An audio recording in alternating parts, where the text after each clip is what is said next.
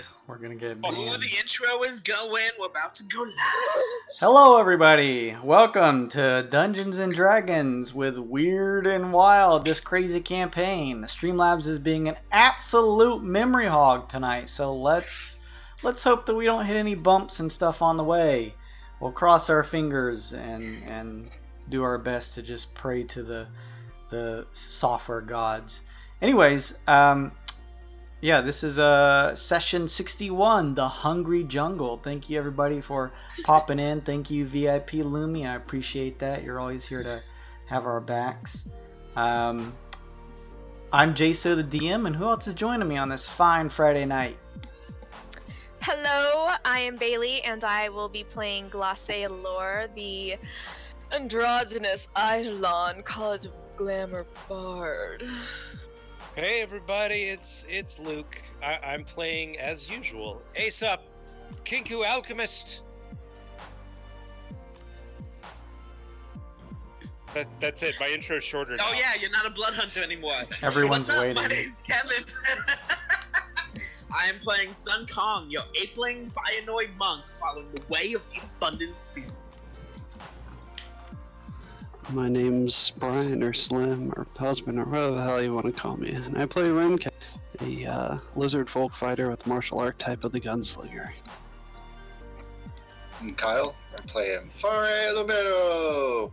She's an arcane trickster, and she's a devil from paradise. I don't think I like that one.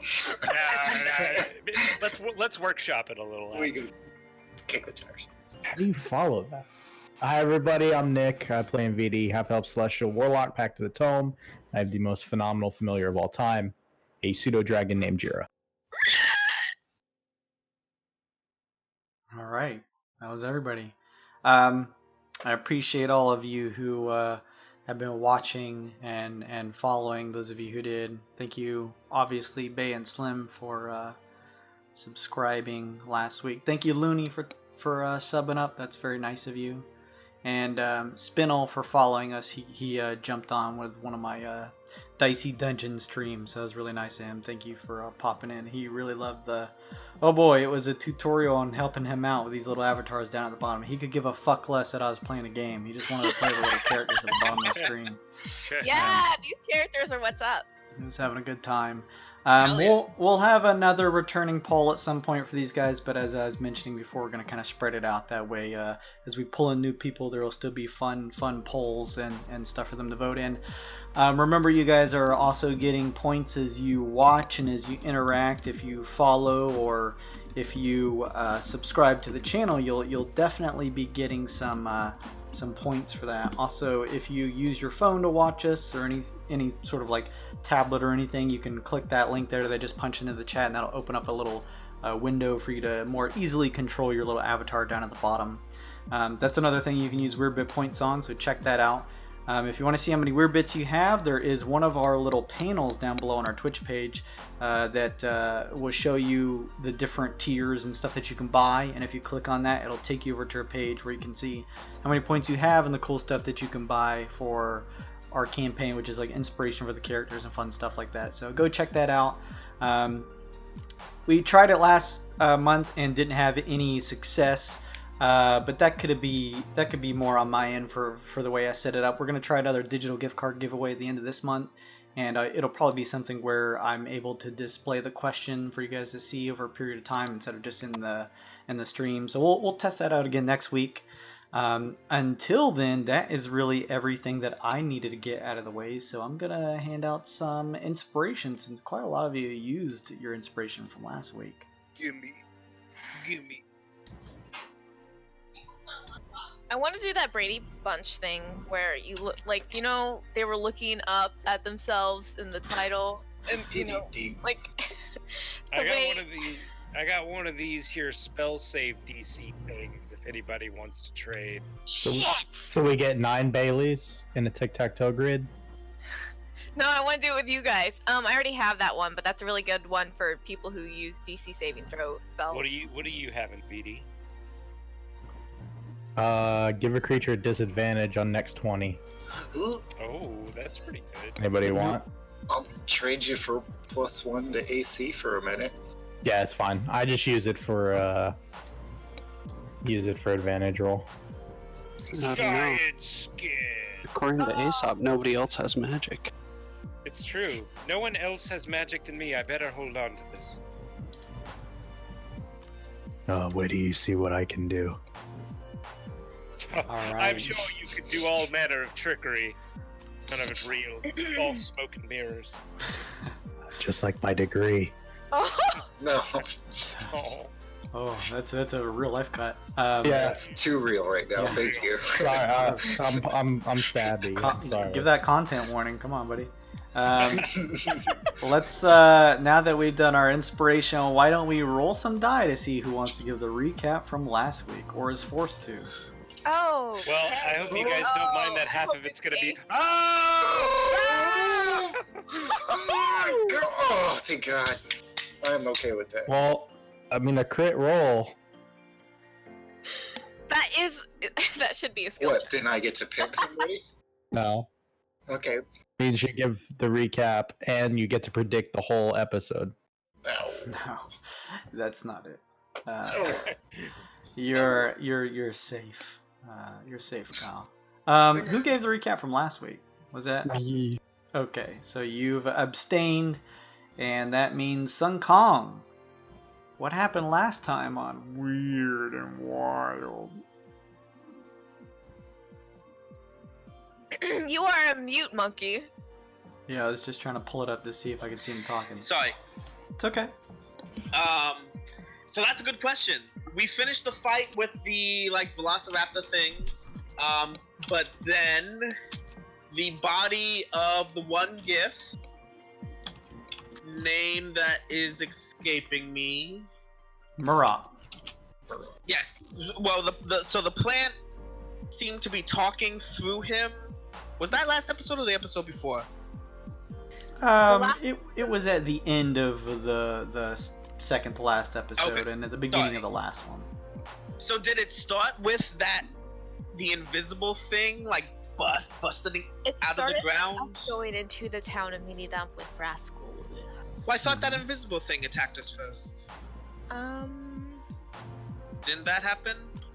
And was that also 2 episodes ago? I'm confusing my episodes. Last episode, it started out realizing that although you'd taken down the Velociraptors, that Murok had, for some reason, been consumed by the nearby plant life as the jungle itself came alive to attack you guys. You fended it off with some attacks, and it seemed to react negatively to Nvidi's bonfire, giving you guys a chance to escape. Everyone split up from there, and that's when you guys headed towards the village, first having to pass the watchtower. Okay, and yes, and so Aesop flew up the tower. I was waiting to kick somebody off, but you guys were too smart for that. He got up very stealthily, flew up there. Yeah, I did great apparently. You knocked him out? Did you knock him out? No, he Were you just just rolled looking? over. Okay. Oh goodness. The map burned up. I remember that. Oh, That was my fault, technically. we had to get across the river after that, right? After the Yes. watchtower. That's right. Yep, I went through. Everyone got through except. Let's see. Rincast and Vidi were stuck on the other side when something attacked us, right? Something attacked us last episode. Oh, it was Spots. That damn cat. Yeah.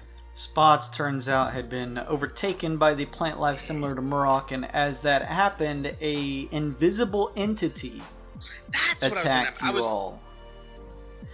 Sun Kong Okay, yeah. transformed into your bionoid form, which allowed your innate senses to I could see it. predator My blind vision sight. see the predator. And so we beat it off. It looked like it was made from. We did not. Shut up. You know what I meant. We fought it off. It seemed like it was made out of the plants almost. It had like tentacles and claws. It was crazy. We beat it. We fought it off. Was that the end As of you fought it off, its last action, it seemed to collapse on the ground and Back into seemingly the- merge into the plant life at the ground. Oh, and then didn't we made a plan to try to ambush it back somewhere, right? Yeah, I think there was like a small plan to like go to the geyser and see if we could somehow see it in the geyser's like. Since it's hot, room. also Yeah, it that it doesn't- might hurt it. Yeah, it doesn't like heat. It does not like heat and fire. Yeah, so you guys got together, Ras specifically being tired of running and seeing his teammates die, knowing that not only is Kunk out there, but also any of these surviving members. As you guys remember, the party of giff he ran into is not the full party. There are still 2 or 3 other members that he said had split up when the fight at the village had happened. So in an attempt to protect them, Ras was tired of simply running from the entity and wanted to confront it. So you guys were able to make some decent knowledge checks and figure out that not only does it seem averse to fires, but almost more so the source of heat itself seems to not be a particular thing it is happy to be around. So with that information and knowledge, you guys were armed with, despite the map being burnt up, you were at least able to make some history checks to know that about a 30 or so minute travel north would get you guys to the area where the geysers are. So Sun Kong, that's pretty good. You get a weird bit in your pockets. You find yourself still covered in this almost silverish alloy, but as the fight has ended and you seem to have driven off the entity that was attacking you using your bionoid form to help you, you do realize that the alloy covering your form begins to slowly dissipate along with your bionoid form now that the danger has Subsided. at least, yes, it seemingly subsided for the time being. Because you transformed, you do unfortunately take a point of exhaustion, so keep that in mind. I think you have that marked on your icon. Yeah, so you guys were in the midst of planning. The thunder and rainstorms still rage on. You guys had each passed a rather torrential river that as you sort of climb this slope that leads up an elevated area, the river shoving off the cliff at the side, becoming one of the waterfalls that led back into the bay that you guys were at more towards the south. And you know that if you keep traveling up north, that you'll eventually reach the area of the geysers, or at least what you surmise to be a geyser-like area. There is the smell in the air of just the jungle funk. Most of you are wet from the downpour, some of you covered in a decent amount of mud, but you have all safely made it across the river and find yourselves relatively okay in terms of hit points and everything like that. So the ball's in your court now. What would you like to do? Wait, I got hit by something because I am I'm almost bloody. Oh yeah, you definitely got hit by something. You got ambushed, I think, by the cat. I think he was the first one to get you. Ooh. Yeah, something shot at you, if I remember. Yeah, no, the invisible thing got a good. Well, Sun Kong remembers seeing the entity attack her. Yeah, I trying told everyone about it. Yeah, Yeah. the plant cat thing. The invisible thing got her. The cat was Spots, who is dead. You see her corpse up ahead, covered in vine work that has receded now. I searched the body. Okay, you search the body. Aesop flaps forward towards the body. I like how Jason said it was up ahead, so in my head I just pictured Aesop like running as fast as possible Flying as Flying fast as possible. to the body. We've crossed the river. This is clearly the halfway point of our journey. Oh yeah. I must prepare my vestments. And I tip my hat and I turn my duster into a white and gold robe still kind of flared open, and I make my skin turn to like an alabaster color. With Are you gold. Which is all we see since your clothing is invisible. Yeah. okay? So now like a foot taller and like alabaster white with gold eyes. And, like, a I gold I look straight at you and I say the ascension is coming. Oh What? yes, it'll be here sooner Well- rather than later. Isn't that right, Lord of Scales? You've all lost it. You all have jungle madness. It is okay. The celestial voice and cloud stepper understand.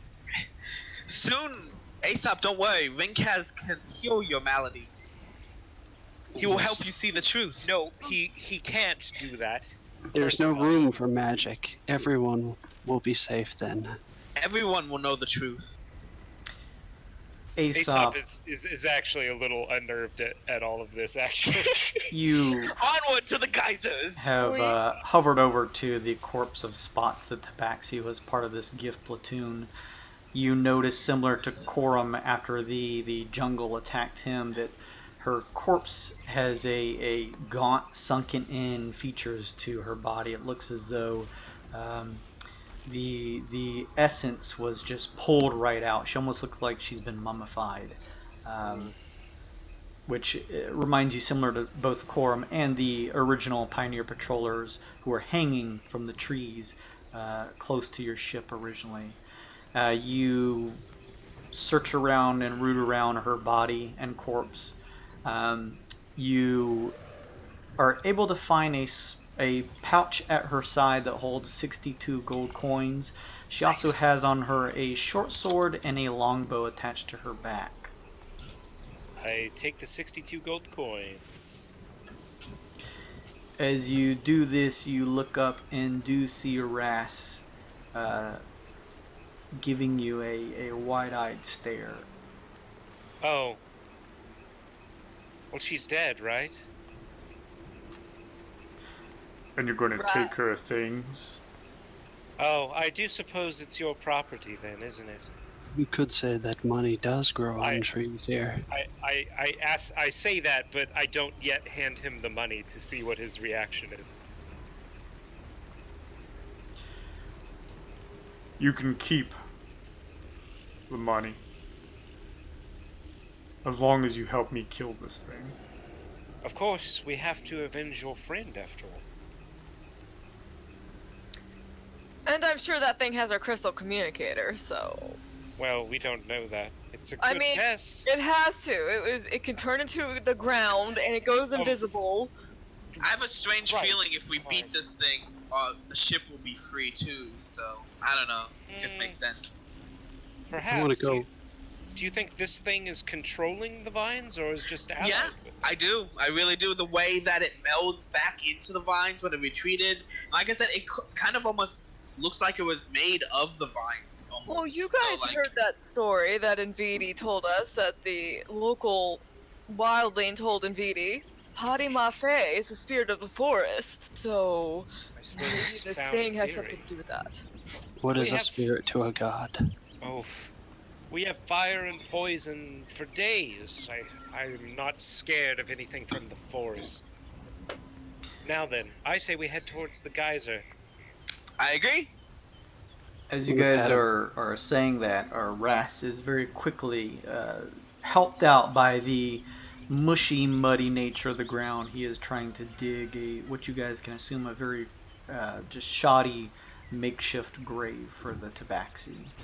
Oh. Oh, maybe we Um, should finish this first, I suppose. And Vidi, maybe you should say something. Yeah, I should say something, shouldn't I? Oh, y'all like holy and magical and stuff. Could I pat Or Russ on the maybe arm? Rinkaz should say something. I think Invidi should say something. We wouldn't want to trouble the Scale Lord with something so True, it trivial. might be a little Aesop says, rolling his a Clear. little eyes. beneath No. him. It's okay. This is a good start. I'll pat Russ on the arm and then go over and start mumbling gibberish and Draconic. We raise her soul to you, Scale God. While they're finishing this, I want to look in the surrounding area and try to find any brightly colored flowers or like any kind of like glowing lichen or like funnily colored rocks that might be used to like break down into like a solution of like a dye, like clothing dye. Okay, make either you can make a perception check based on sight, but I believe does Aesop has special senses? He it's doesn't dim light. anymore, but he Uh, does have survival and herbalism proficiency. I was gonna say, yeah, you could certainly make a survival check to try and use that knowledge to negate simply just peering around in the dim light here. Yeah, I think I'll do that. Do you want to use my glow sticks? I'll be all right, thank you. I can. I was gonna do something similar. So how about I join as well, and I can give us what's it called, dancing lights, so we can see. Ah, very good, very good.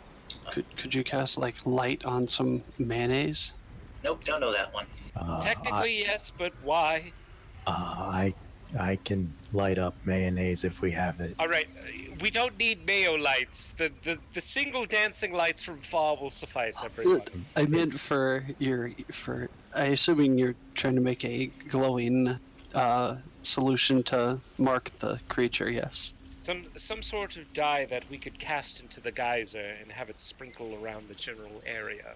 How long in VD does your light work? I was just grabbing that for us.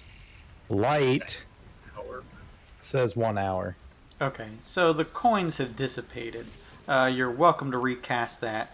Fa currently casts dancing lights, and the area around here is illuminated in a multicolored range of lights that gives you guys a nice perceptive look around the area. If you needed to make checks using your sight, you wouldn't have disadvantage kind of locally around here. Aesop, did you do a survival check? 18. With your 18, it takes 5 or 6 minutes for you to peer around. Fa kind of helping you, moving the lights around to help you find some. Near the river that flows through over this cliffside area here, it's close near the waters, but you're not deep enough in the waters that it would pull you in or anything. You're able to find some shrooms growing here that have a bit of a luminous glow to them. Interesting. I will pick those I'll just pick those. Yeah, I'll pick as many as I can. You pick. There's a good 5 or 6 here that are of about a finger's worth tall. That seem to look like you could make use of them to make some type of solution if you wanted to. I'll wait till we're down towards the geyser to do that, and I'll just pack these up with. As you are finding those, Ras takes the corpse of Spots and picks her up. He looks down, and you guys notice, those of you kind of standing close to him while Aesop is doing this, that there is a cut across Spot's chest that seems to kind of start near one of the shoulders and sort of go at a perpendicular angle, or a slanted angle between the breasts and kind of down near the stomach area. He goes, The warrior instincts. She was trying to draw the creature to herself. Foolish, but admirable. he kind of sets her into the dug-in trench of a grave that he's dug. The mud and stuff still already beginning to pour in. You deserve much better than this, Spot. He says as he begins to kind of push it with his large hippo-like hands to cover her. Takes him about the same amount of time, Aesop, as you finish collecting these shrooms. He has pushed over the last bit of mud to conceal what is left of her corpse. And he pulls out a single curved blade that he had that looks like a dagger, and with an interesting looking hilt, and just sets it down at the gravesite on top, and kind of gives it a pat and then stands back up. He wields his curved sword and looks to the rest of you. Well then, I've lost too many, but our objective was to save this one, he says, pointing over at Ilanalu. And so far she remains safe with your help. What say you now, Tycoons, he says. Well, safe she shall remain, I think, because I can't agree with you more.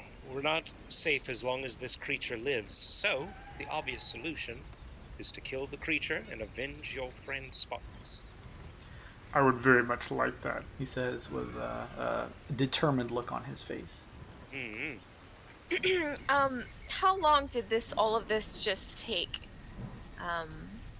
Would it be long enough for me to do a short rest and heal up? No, not this. It's only been maybe 10 minutes. Okay. You guys are more than welcome to take a short rest. That's up to you guys. I think I'll just use I have a greater... Oh, well, I mean, I still have potions, of course. I make them every morning. I could use a short rest too if you want. Oh, well, I suppose we could spare an hour to gear up, and I could use this time to try to make the dye that I was talking about. Ooh. As long as we have somebody keeping lookout, we don't want that thing sneaking up on us again. I can plant down my alarm. Plank. Alarm. I can play lookout. Yeah, the alarm that I made. I will sing my song of rest. And 20-foot cube, so it's pretty tight radius. Somebody should watch out. I'll stay on watch duty too since I'm full. I'm gonna try to do my alchemy nonsense inside the alarm. You guys set your packs down, giving yourselves a momentary rest. Is this a short rest? Yeah. An hour? Yeah. As you begin doing so, you do notice during the period of which you are kind of spending a bit of downtime tending to your wounds that Ras is almost pensively marching back and forth at the edge where the jungle returns a bit north past the river here, and that's where you made it over.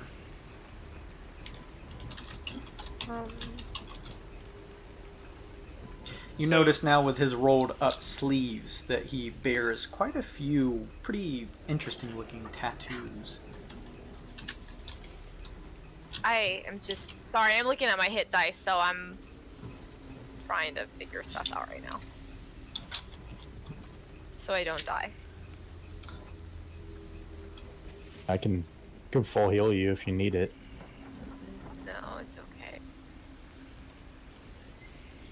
I say, warrior, where did your marks come from? These, he says, holding up an arm to show his tattoos. Yes. These are like badges for the giff. We wear them after successful battles. I have grown to a great rank, so I bear many. How many battles have you been in, would you say? 42. Oh. Interesting. It's a lot of battles. Are any of those tattoos magic? No. The giff are also averse to your enchanted ways. Oh, well, I think we all magic, remember? No one here has magic. I'm pretty sure your friends have some interesting abilities that would surprise you. I think I would know if my friends use magic, sir. What of our friend that fights with you? How many battles has he been in as of late? Who is this? Kunk? Yes. Foolhardy. He's relied too much on that elven tobacco that gives him a boost. But he's done an acceptable job. He It has seems that he's spent quite a time training as well. saved one or two of us more than once, yes. And I've made sure that his regiment is practiced with a decent amount of workouts to train his body. What of the little Debbies? I have weaned him off them. No. Well, it seems like it's for the best. Yes, He says as he turns to continue marching the other way. but the longer I stay here, the more I grow fearful that I am leaving them out there unprotected. Oh. We'll find. Jason, for this dye I'm making, I'm guessing you need an alchemy check of some sort. Yeah, give me an alchemy check to see how well you create this phosphorescent dye. What ability governs this? Intelligence? I would say this would key off of intelligence, yes. Okay. Drawing That's on good. your knowledge to create something like this. It's a pretty good one. Yeah, that's a really good one. Very nice. That's gonna be a 25 total on alchemy to make a phosphorescent dye. Have as much of it as I can. Nice. Do you have like a container or something of some type? I believe I have. Does it come in with your addition to alchemy the- kit? In addition to the bag of holding, the alchemist supplies, I believe, have a bunch of like beakers and shit in. Okay, so you're like, think like a flask, you know, the triangulated flask. Think like you mixing a solution. You're able to actually create 2 full flasks of this a glowing, like purple pinkish, phosphorescent glow that is held within. Very nice. Our plans coming together. About 30 minutes through the long rest as you guys take a little R&R to prepare yourselves for what comes next. In the distance, you hear a loud howl. Oh. Wolves here. You can make some type of history or nature check if you'd like. Nature check. I'll also make a nature check. Ras looks up, his hippo ears perking up as he hears the sound as well. 14. Oh wow, I'm really good at nature. Jesus Christ. 16. Nice. You said it was a sound? Can I just do a perception? Yeah. Nature would probably help you discern the sound probably a little bit better, but... Maybe other people. Uh-oh. 16 from Aesop, 14 from Glacé. Anybody else? Nature for me. 17. Okay. Perception 21. Yeah, you guys both listening and trying to use your knowledge of the sound. It sounds like a giff that is making that sound. Oh! Oh! Can we... Wait! Let's go that way. What if it's a trap? Like spots. But what if it's not? Oh, that's such a Sun Kong answer. Oh, okay. Alright. Like, it may be a trap, yeah, but it may be Kunk. And if Kunk hears it and it is a trap, maybe we can all meet. True. It sounds like we're going that way then. Yes. I like what Glacé said. Let's go. With your perception check, Kong, the howl you guys all heard echoing, but because of your particular perception check, it sounded like it was coming from across the valley. Oh. It's like- across the valley. So, is there an easy way across the valley? Do you know hippo guy whose name I can't read? Rascal. It's under Tira. Rascal. Ras looks to all of you and says, I'm tired of waiting. You can stay here, but I will draw the creature to me. I will not have any of my allies taken down by this thing. and he begins No, to march I wanna into go with the you, yeah. tree line. Oh, okay, he's just going. I'm following. Oh, I'm running. okay, alright. Sun Kong is keeping up with Rascal. Fod's going with. The path less walked. So, keep Let in us go. mind, you guys can follow Ras as he already begins heading north through the tree line.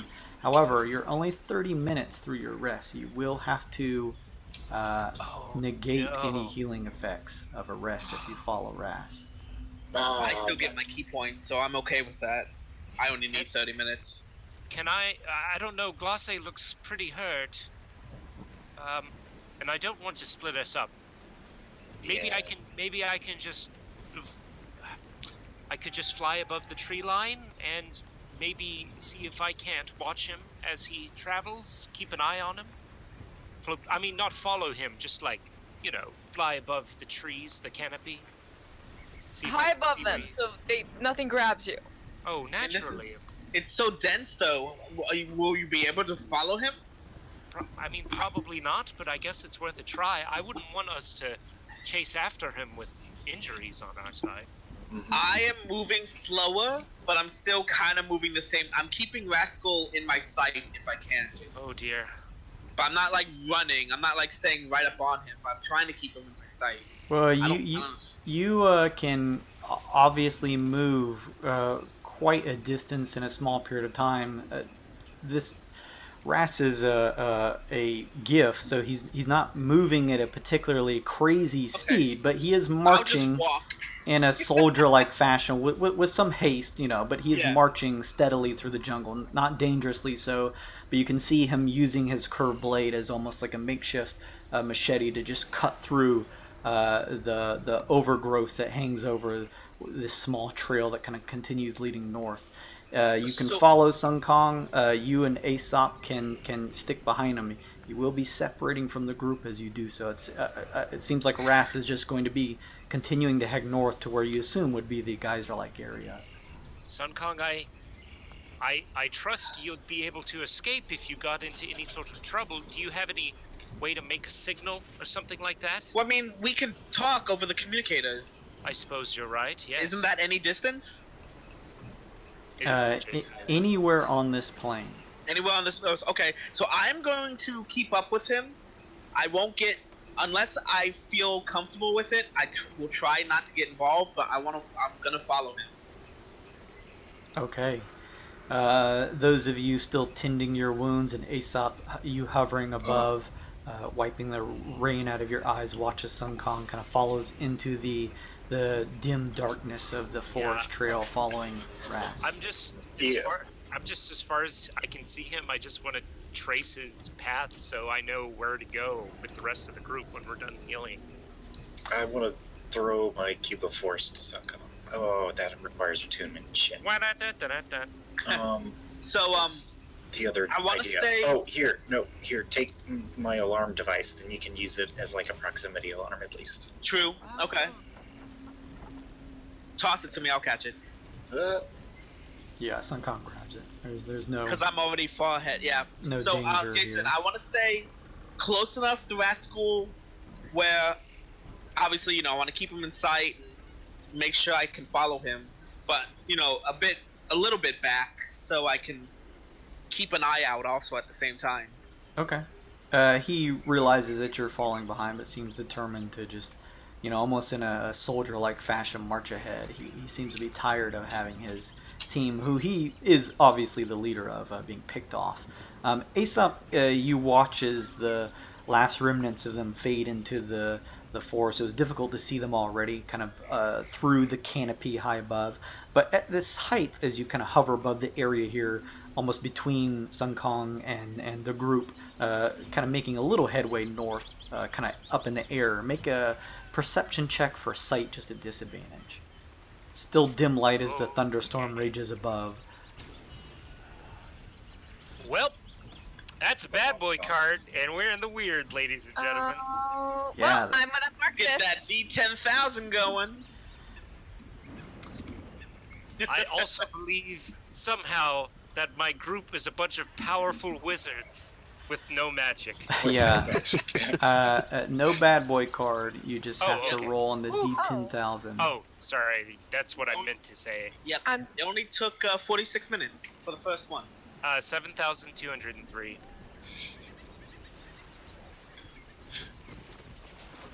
This is statistician. Let's hope it's not me rolling like 3 ones in a row again. I just popped over to Twitch for a minute. Is my camera more zoomed in Twitch than it is in Roll20? They all Yes. They They always all are. Yeah. Oh, okay. Yeah. So when you're like sit up, you're like way up there. I'm gonna watch Sun Kong from a distance. You're not gonna lose me. All right, that's Aesop, you try to kind of just peer through the darkness and at least try to look in the general area, kind of like looking up, following the canopy north, trying to see where the trail may lead Sun Kong as they kind of make enough distance away from you that they're separated, both Ras and Sun Kong.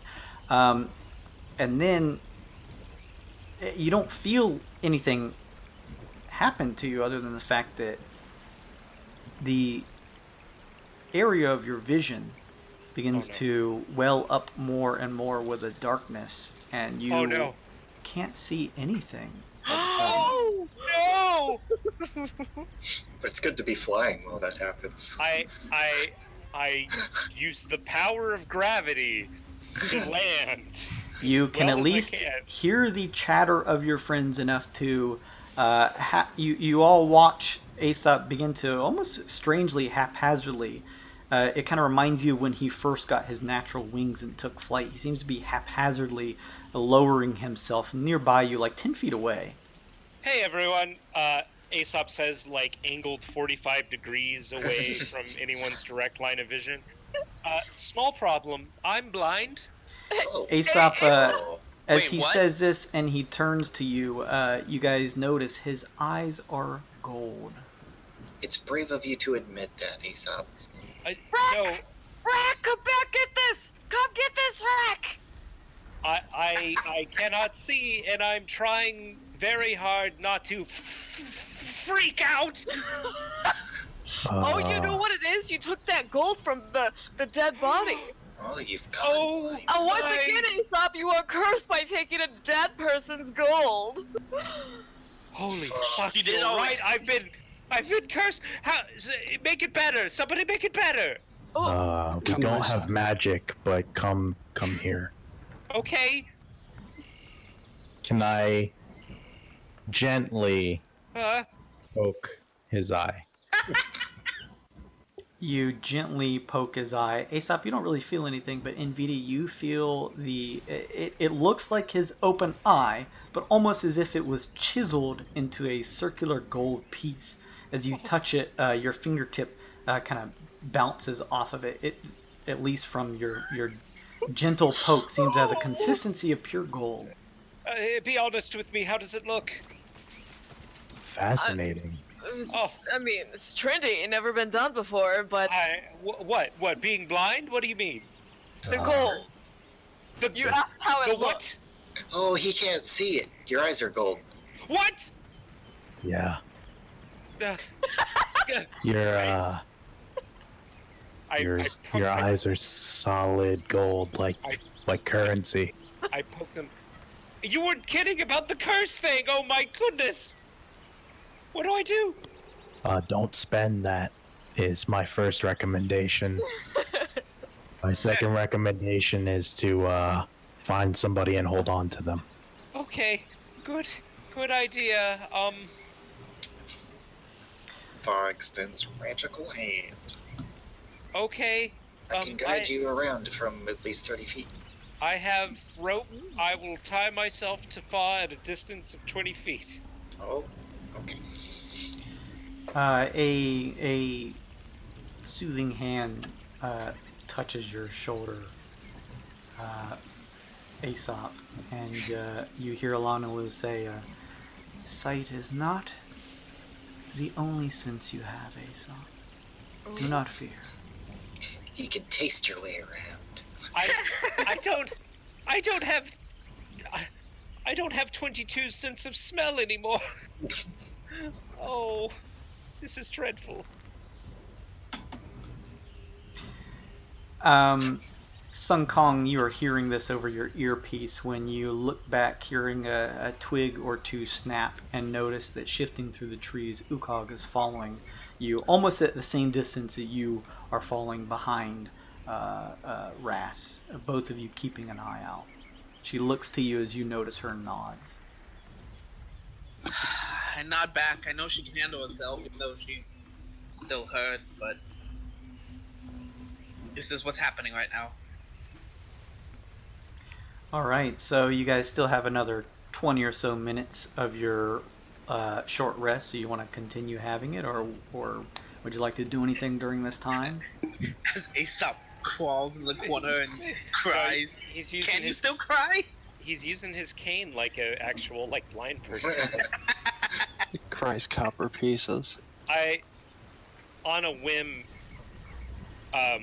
poke someone. Well, I have a bag of holding. It doesn't matter. I think cure all, and I grab whatever the bag gives me for cure all, and I just down it, hoping that this is a disease or poison effect. Wait, that's got a blue top.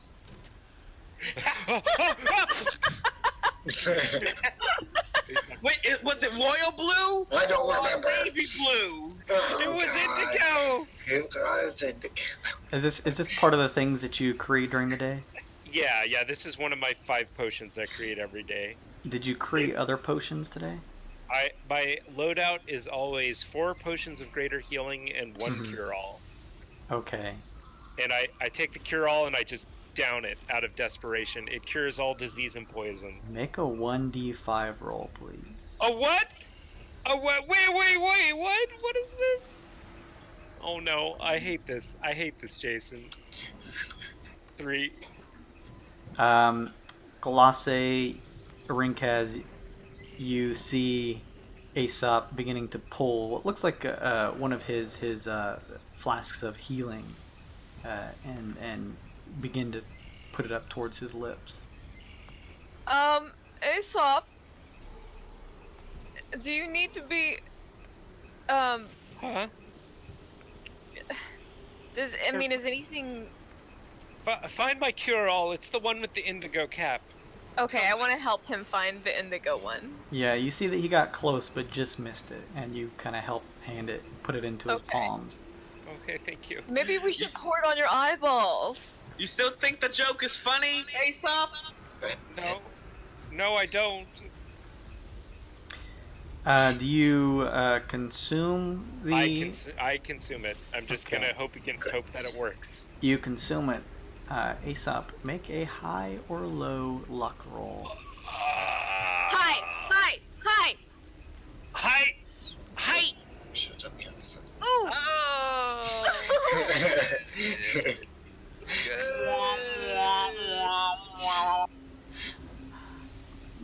You consume the flask, waiting a couple minutes, your vision murky black, waiting for it to clear.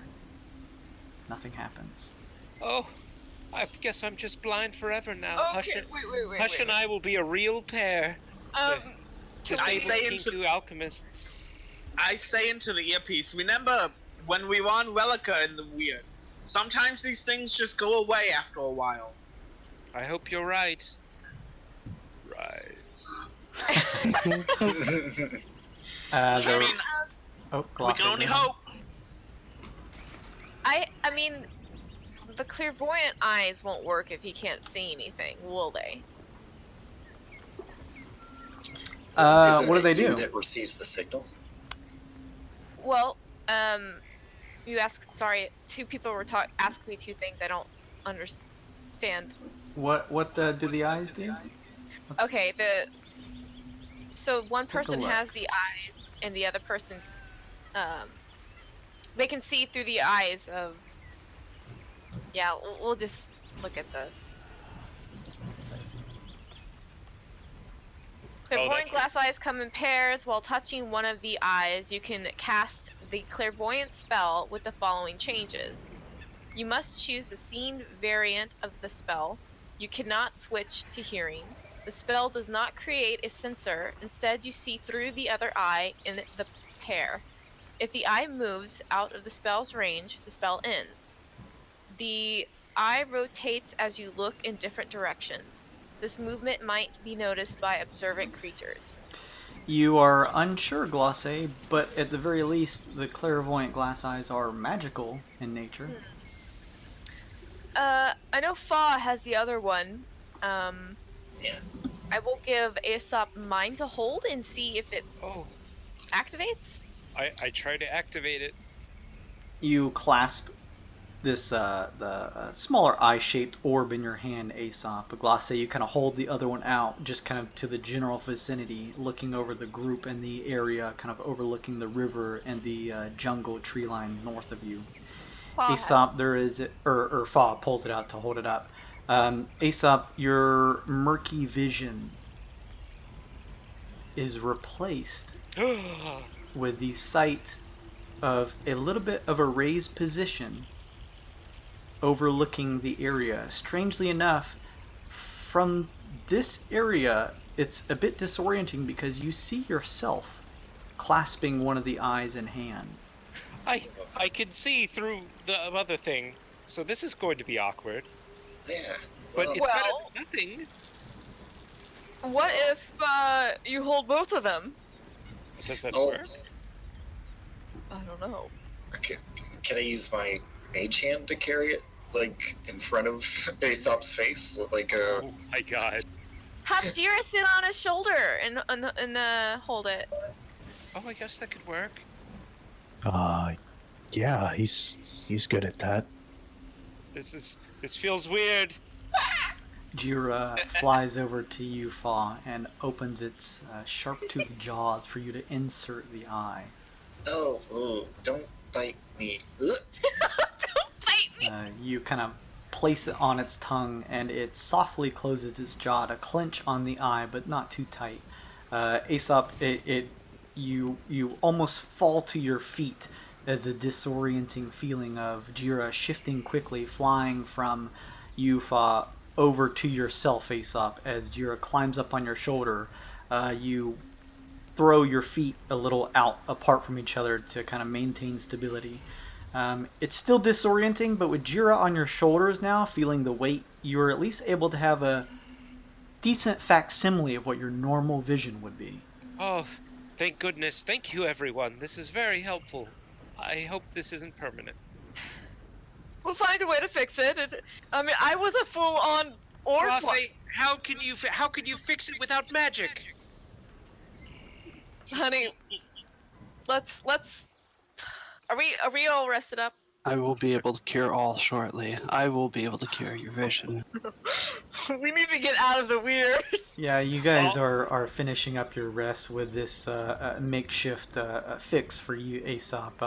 As you guys are finishing this up, Ras, Ukog, Sun Kong, you watch Sun Kong as Ras enters into an area where the jungle parts to reveal a wet shelf of rock pockmarked with steaming pools of water.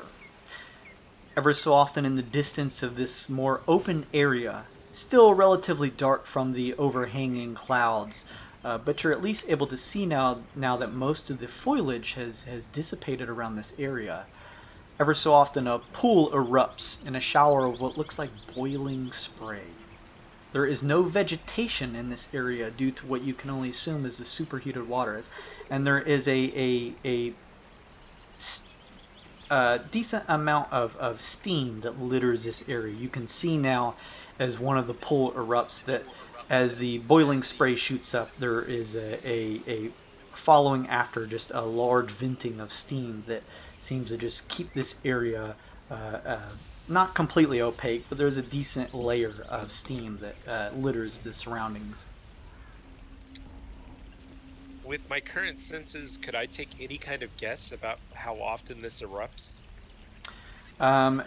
Well, those three are there. You don't see it. You guys are still in I the thought other we were area. continuing on our adventure. All right, never mind. Sorry. So they've reached this area while you guys were finishing up your hour rest. Sun Kong, you get the sense that it probably only took you guys about 30 or so minutes to reach this area.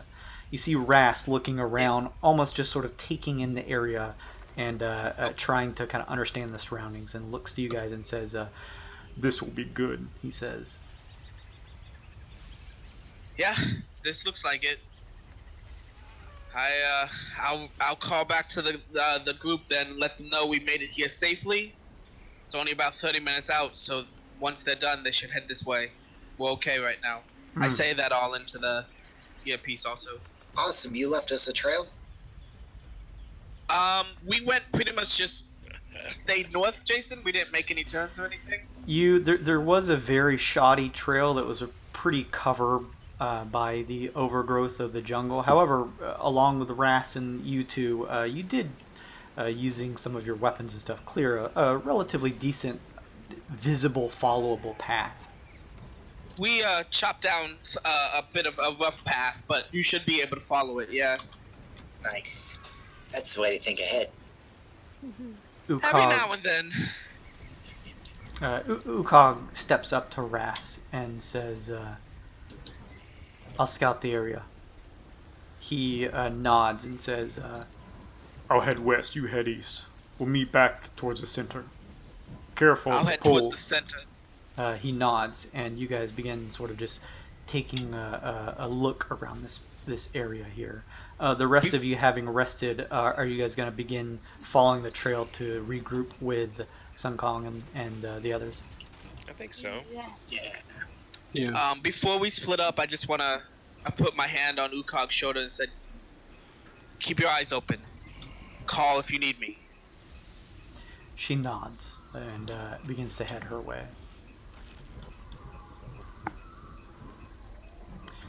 All right, the rest of you begin heading that way as well? Yeah, try to follow the trail, I guess. Could I take a survival check to follow? Or would we not need one? You actually, because of the path that the others have cut, you actually don't need one. Okay, good. Nice. Yeah, because they already forged a path, you're able to follow it relatively. You can clearly see where the some limbs are just completely cut in twain, others sort of snapped and moved out of the way between the three as they made their way north, and you're able to follow that without having to make any checks because they've already forged a path that way. Awesome. It takes about 30 or so minutes as the rest of you make your way up. In the meantime, Sun Kong, you, Ukog, and Ras reconvene in the center, steering around. You can feel the great heat from the waters of the pools and get the sense that they are certainly scalding hot. You get the sense from your time just taking in the area that these geysers here erupt about, say, 20 feet up into the air. And you get the pretty strong sense that you would certainly take some amount of damage should you be too close to them. The rest of the group, as you guys are finishing up, kind of making these discernments of the area, Sun Kong, you, Ukog, and Ras turn back to see the rest of the group pushing into the clearing as well. So, do we see now do we see the geysers now that we're going into the clearing? Yes, you all now, similar to Sun Kong and the others, see where the jungle parts to reveal the wet shelf of rock that's pockmarked with these steaming pools. Okay. I want to start memorizing and timing explosion so that I know it within a second. Can you repeat that one more time? You cut out just a little bit. I want to start memorizing and timing the so that I know it within a second of the geyser erupting. Okay. You take a couple minutes to study it, and Sun Kong, you and Ukog and Ras can help out. You guys know that the geysers, each one goes off at various points, although there does seem to be a relatively decent amount of activity around here. It always seems that within a span of 2 or 3 minutes, another one erupts, shooting out a boiling pillar of this spray of water into the air.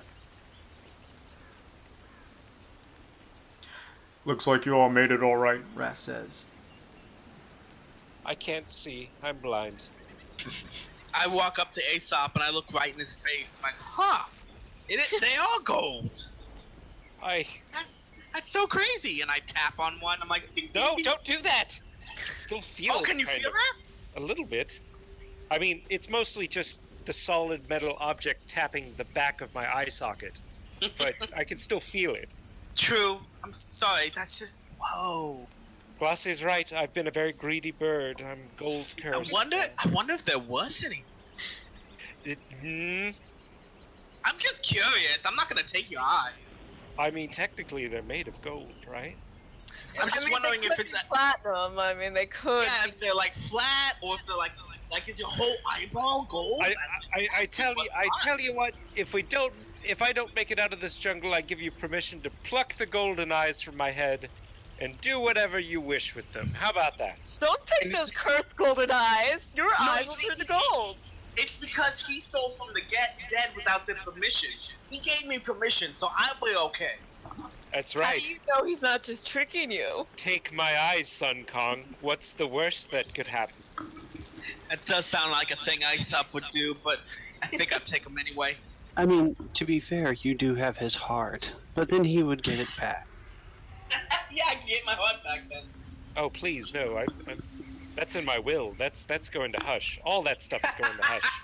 I want to look around to see if anything, like the mist, if it's misty around here, if anything's like stopping in midair, like if anything invisible is around us. I look at the group. I'm like, these guys was definitely hot enough to do some damage to that thing. And looking around, this mist might help us even keep track of where it's going. Well, all of us except Aesop. You know, he can't see anything. So make a what are you looking for, Glacé? Like, I'm trying to just. Or I was just saying that probably the mist would maybe help us see the thing if and when it shows up here. Gotcha. Glacé is gonna make a perception check to see if the mist is actually like helping to reveal anything invisible around. Make a perception check at disadvantage. Woo! I do want to help Fa time the geyser as well. Okay, well the first one was at 20.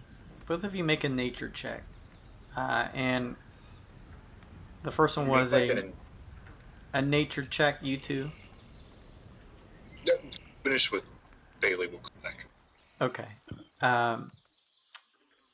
Was that a natty 20, Glacé? No, basically I got a modified 20 now.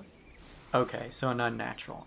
You peer around and investigate the area, knowing that whatever this entity was last time that it attacked, that it was invisible or was using some means to remain unseen by your vision. You don't see anything that would clue you in to the fact that there is some invisible force moving through the area here, at least from what you see.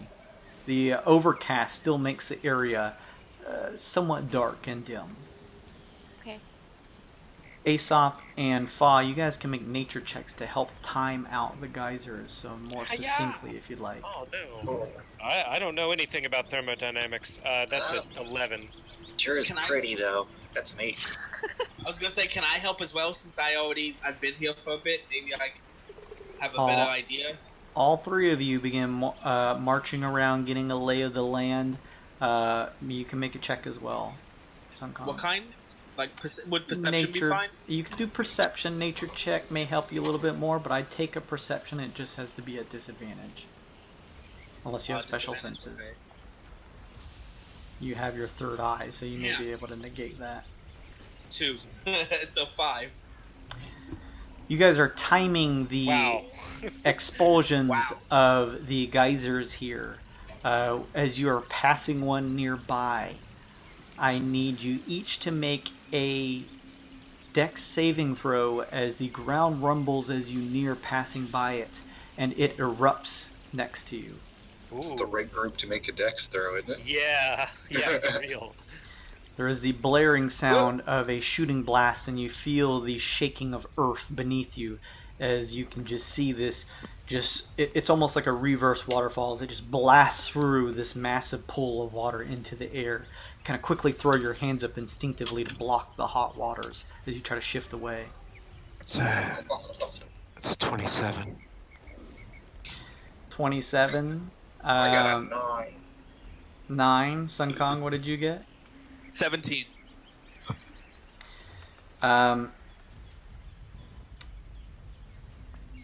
You, Sun Kong, as well as you, Aesop, you guys are able to shift out of the way as most of the heated waters is able to miss you, although it does sting you a bit for 4 fire damage as it kind of sizzles against you just from the speckle of what's left. Fa, you attempt to dodge out of the way, but the expulsion of waters in this area, there's a good chunk of it that kind of splashes against you, and you reel back as the sizzle of the fire hits you for 10 fire damage. I'm watching them do this. Can I take a survival check now? Is this a area of effect? Would you say? Yes. Alright, so I take half. Okay. Hello, monks. What are you doing, Rinkaz? Could I take a check? I was just kind of hanging back and watching them as they were doing it to get a better timing for it and see kind of the layout of them. You can go ahead and make some type of check, nature, or you can do perception, but nature will probably work better. What were your guys' totals, Aesop, Fa, and Sun Kong? For nature? For your nature check? Dexterity. Oh, nature was 5 for me. 8. It was 11. Oh, okay. Garbage Ring- and garbage and garbage. Ringcast is gonna do the opposite of what we did. You said, wait, survival or nature? Perception or nature.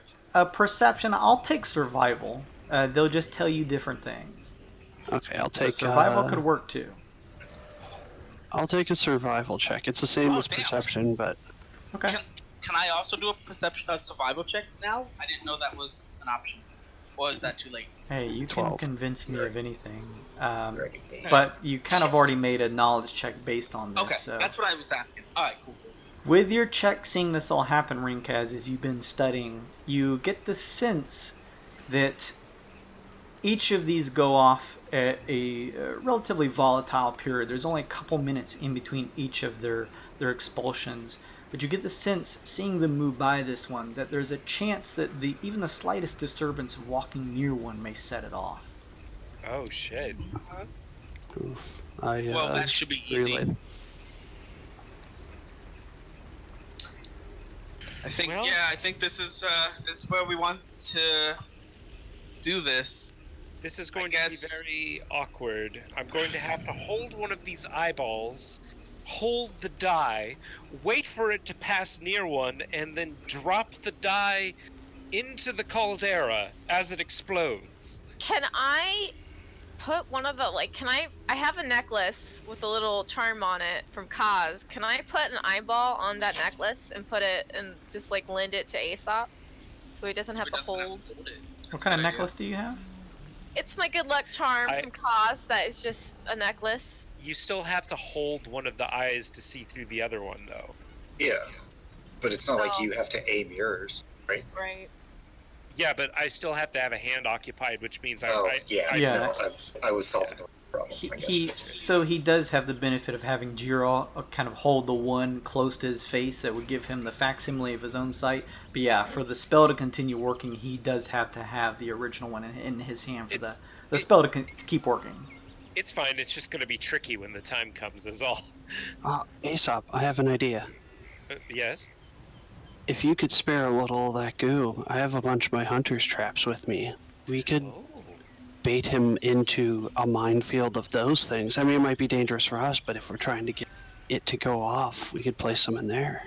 I think we're trying to aspirate it in the geyser so that it comes. I bet if I had to, I could lure it across the geyser minefield. I feel like I'm pretty agile enough to do that. These aren't bad ideas, Ras says. but we'll need some way to lure the creature here. I doubt it will come of its own volition. Oh, well, why don't... Let's go ahead. Go ahead, Go ahead. Why don't we, I don't know, hit some leaves and trees and make it angry? I've got a great idea. Yeah, set something on fire. I was gonna say the same thing. Yeah. I pull out a few acid shot rounds from my bag and some the potion of fire breathing and hold it up, and I said, Oh, God. "It is not a god. It is not anything. I will ascend. I will show it the true power of what we have. This forest or this creature. What? I like I'll this piss it guy. off." I mean, all right. I mean, on a scale of 1 to 10, how annoying am I to you at times? Jungle. The jungle is a good look on you, Rinkaz. I thought we were friends. Oh, not you, NVD. I'm a Daysop, but thank you. You are my friend. And a So, prophet. did you guys? Prophet. Nice. Just tell me what you need from me. I have 2 vials of this stuff. Can you fly? Oh, yes. While holding the eye and doing everything? Yes, I can have an eye in one hand, and then the die in another hand. I would probably recommend you stay flying. It'll be safer for you in your condition. And I'm not saying Son that to Kong, be a dick. I could not agree more. I was Okay, planning on good. it anyway. Colossae, what were you gonna say? Did you guys find the source of the scream? Oh, That's a good point. No. Ras says. And it came from here?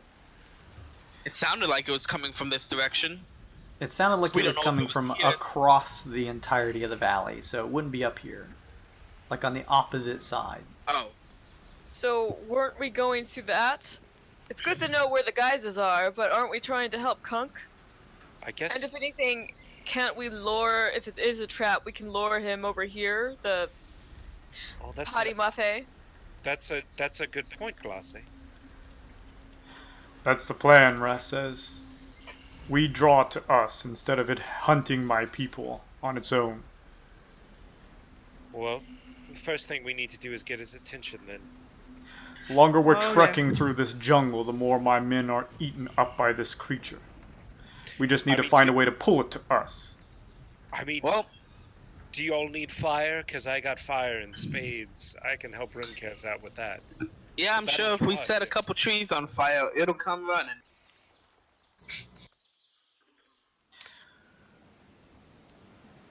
I throw I a guess- firebomb into the forest. I knew it Yeah, too, if- since I have one. You do? Yeah, I'm holding on to mine for right now. I'll throw mine. This got dark quick. Napalm the forest. You guys toss your fire bombs deep into the forest. They clink in between a tree or two before landing. You hear the shattering of glass before the immolating sound of a fire booming out. You can see in between the trees the light cast of bright red as the forest begins to erupt in flames. The downpour doesn't help the fires to catch on all that much, but you do see, because all 3 of you have tossed some into the surrounding forest, that the fires definitely have covered a decent amount of the area. You can hear the flickering flames in the distance past the rain, and do see pillars of not steam but black smoke from the fires begin to raise up from the canopy tree line. Okay, now I suppose we wait and see. Maybe he shows up, maybe he doesn't.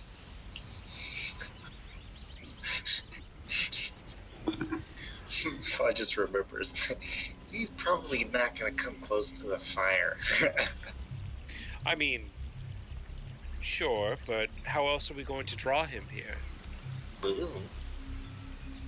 We'll see. I guess we'll see. We shall.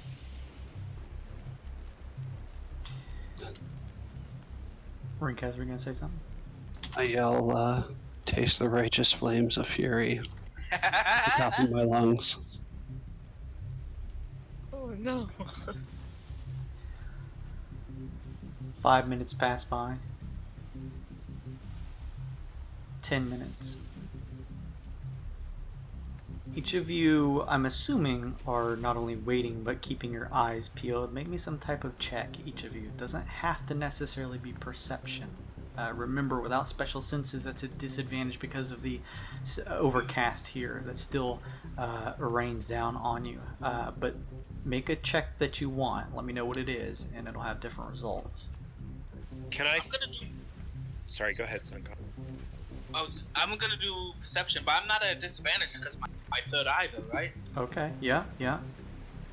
I want to fly up and make like an investigation to see anything unusual about the forest, rather than like trying to spot him being hidden or whatever. Gotcha. Ooh, Rinkaz! Marking that down, disadvantage. recross? Oh.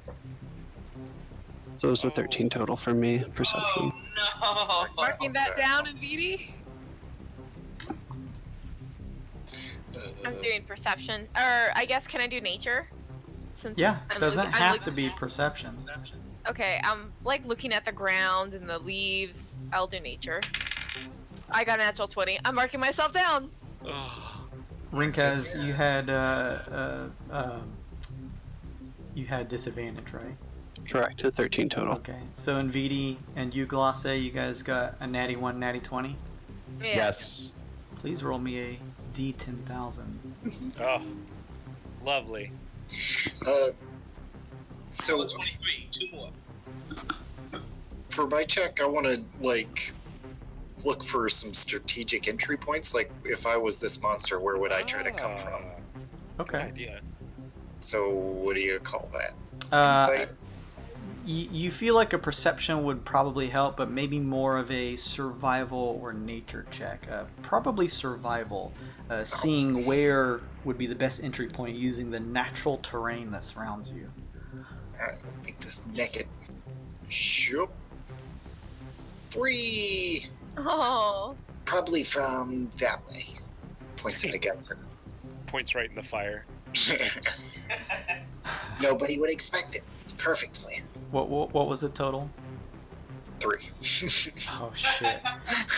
You look around and just see, at least you do notice that there doesn't seem to be a whole lot of vegetation once it enters this area of these swelling geysers.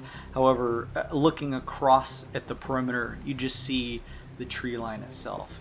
It looks like, because this thing seems to have some type of affinity with plant life, any of these areas may be good for it to enter, unfortunately. At least from that check. In VD, the brewing enchanted nature of your spells within you, as well as the caustic nature of the heated geysers nearby, fills you with a sensation. You feel the hairs crawl on the back of your neck. You feel like if someone jostled you too violently, you may just explode. I don't think my rations were good. Oh no. I also feel like this IRL. No. That's a powerful weird effect. Glosse, nothing immediately happens as you make your check. However, the results. Glosse, you were using a what type of thing were you trying to do? Nature check. Nature check, kind of just sensing the area around. Yes. We'll get to that. Aesop, what was your total? 17 investigation. Most of you peer around. The surrounding area is relatively sizable, think pretty close to a football field size. And because of the surrounding steam that is just always being exhumed by these pools, it makes sight a bit difficult. You're not able to make heads or tails of any particular entity that you could see that is separate from you all. With your investigation check, Aesop, as you are peering around, high enough above the canopy to kind of see over, but close enough to where the dim light doesn't affect you too much, you do notice the canopy top is like a blanket that hangs over the forest.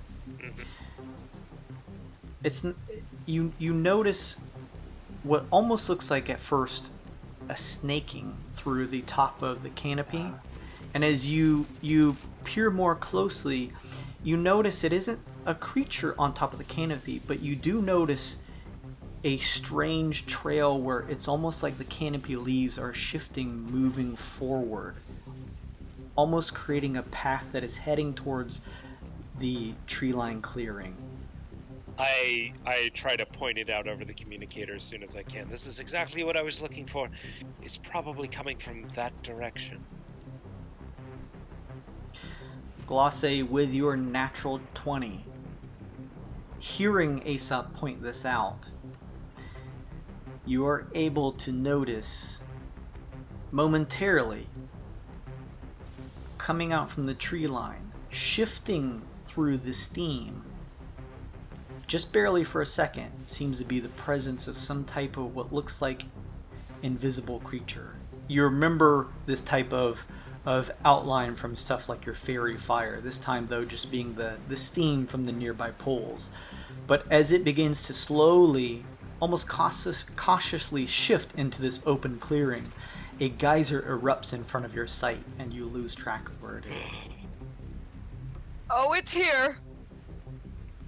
I fly a little higher. You begin your ascent, Aesop. At this point, I need everyone to please roll initiative. Did I get anything with my perception? What was your total? 18. Ooh. You, and that's with, oh, well, you didn't have the disadvantage. No disadvantage, yeah. Actually, no. Okay. This was a very tough check to notice, and Glosse was able to catch it, even with her natty 20 with the help of Aesop, but yeah. But you do hear, I'm assuming, Glosse, as she mentioned, kind of relay this over the snake-like earpieces you have, the earrings of communication. Let me pull up the initiative. I'm going to take you guys off of here because this is from another board, and we'll re-add you here. Rinkaz, if you have traps, get them ready. I should have set them beforehand. Oh, is the background like moving? Yeah, it's like the mist. Oh, see, it wasn't working for me until I reloaded. It's very subtle too, but yeah, Yeah, there's some steam in the background. Neat. 5 minutes in before I saw it. Go ahead and punch your guys' stuff in here. Load in a second. No problem. For me, we were on like a blank white background, and I was just like, oh, I guess Jason's gonna swap to a regular map here in a minute. Think this is amateur hour? Wow. Waka waka. Let's not get that. Let's not get that. Pump the brakes there, bud. Have a seat.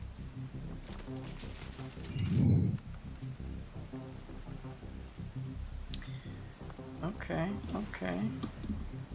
Once everybody has pumped their stuff in, actually, we're gonna go ahead and pump in Rass's too. Pump it in. Pump it out. Oh, Rass. Oh, rascal. You big fat fucking hippo. Aw, buddy. And he was never heard from again. At least he didn't roll a 1. This is true. Okay. Alerted by the presence of something approaching from you, Aesop, and then on the ground, you holding a finger up to your earring of communication, Glosse, you seeing something entering into the area. You pointed out to everyone. Rinkaz, you're up first. What do you do?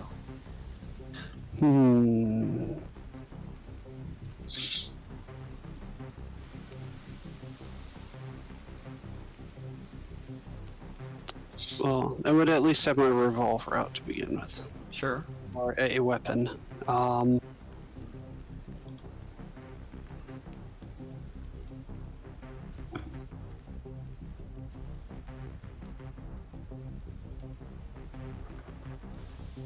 I'd like to reach inside of my pack and, out of curiosity, are my clothes still invisible? look down and see your naked body, although you're able to fish around on your body and still feel your clothing and run your hand to where you can feel your pack to reach inside. So you can still feel everything. You just can't see it, which may work out. I slide my hand into my invisible pouch and pull out, or grasp one of the things that glow paint, one of the like glow stick, and I kind of rub a scaly clawed finger over the top and pop it. So when I get near it, I can just fling it on it. You pop it, holding on to this paint, waiting to see the phosphorescent nature of it. You see nothing. All right. I'm gonna take a perception check then. It still appears to be invisible. Let me see if I can see anything. Perception check, just a disadvantage. This will be a search action. Keep that in mind. All right.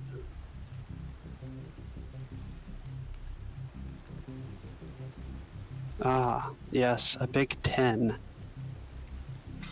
You are unable to make heads or tails of wherever this thing is, if it's even in this area or close to any of you guys, unfortunately. I just start hollering again, start talking about how I'm the prophet, and it should bow before. I will take pity on it now, should it reveal itself. I say it in regular and then draconic, if I can. Okay. You guys hear Rinkaz shout this out. Anything else, Rink? That's it. Alright, Aesop. I'm gonna maintain my altitude, and I am holding an action. If I feel like, 1, it's nearby, and 2, a geyser is either currently erupting or about to erupt, I will throw a vial of dye into it. Okay, we'll say that you're like 30 feet in the air. Based on everyone's good scouting at the beginning of this, going into this area, you know that you're about 10 or so feet above, even if one were to erupt right below you, so you are at a pretty safe altitude. And you keep a phosphorescent flask in hand, ready to toss, should the creature be anywhere near you below. And that's exactly what I do. I just hold the action to throw the die if need be. Okay, Sun Kong. Okay. Where am I in accordance with it? Kind of like a general idea? You don't know. Glace pointed out, as well as Aesop, that it came from... Okay, it came from an area near a tree line that, for you guys are kind of keeping... I would say that you all, besides Aesop, are probably, kind of like in the midst of a few geysers, like putting a few of them in between you and the tree line. That way you'd have to probably move past some of them to get to you. Would that be pretty correct? That sounds right. Okay. So, Sun Kong, you know that there's probably about 40 or 50 feet over to the tree line, and you'd have to pass 1 or 2 geysers to get to the area that Glace and Aesop mentioned. You haven't seen it yourself, but they did point out. So as this happens, you transform. Everyone watches Sun Kong as his body is overtaken by this chitinous armor that envelopes his form, and he transforms into his bionoid self. And I'll put you right here over top of your current token. You transform Sun Kong. Ukog sees you doing this and kind of nods, seeing that you are transforming. What else would you like to do? Can I see where it is now? Oh. What is your sight? It's blind sight. Blind sight, does it have a particular amount of feet? I don't think so. I'm pulling it up now though. If it doesn't say a particular amount, then we'll just say that it replaces your normal vision with blind sight.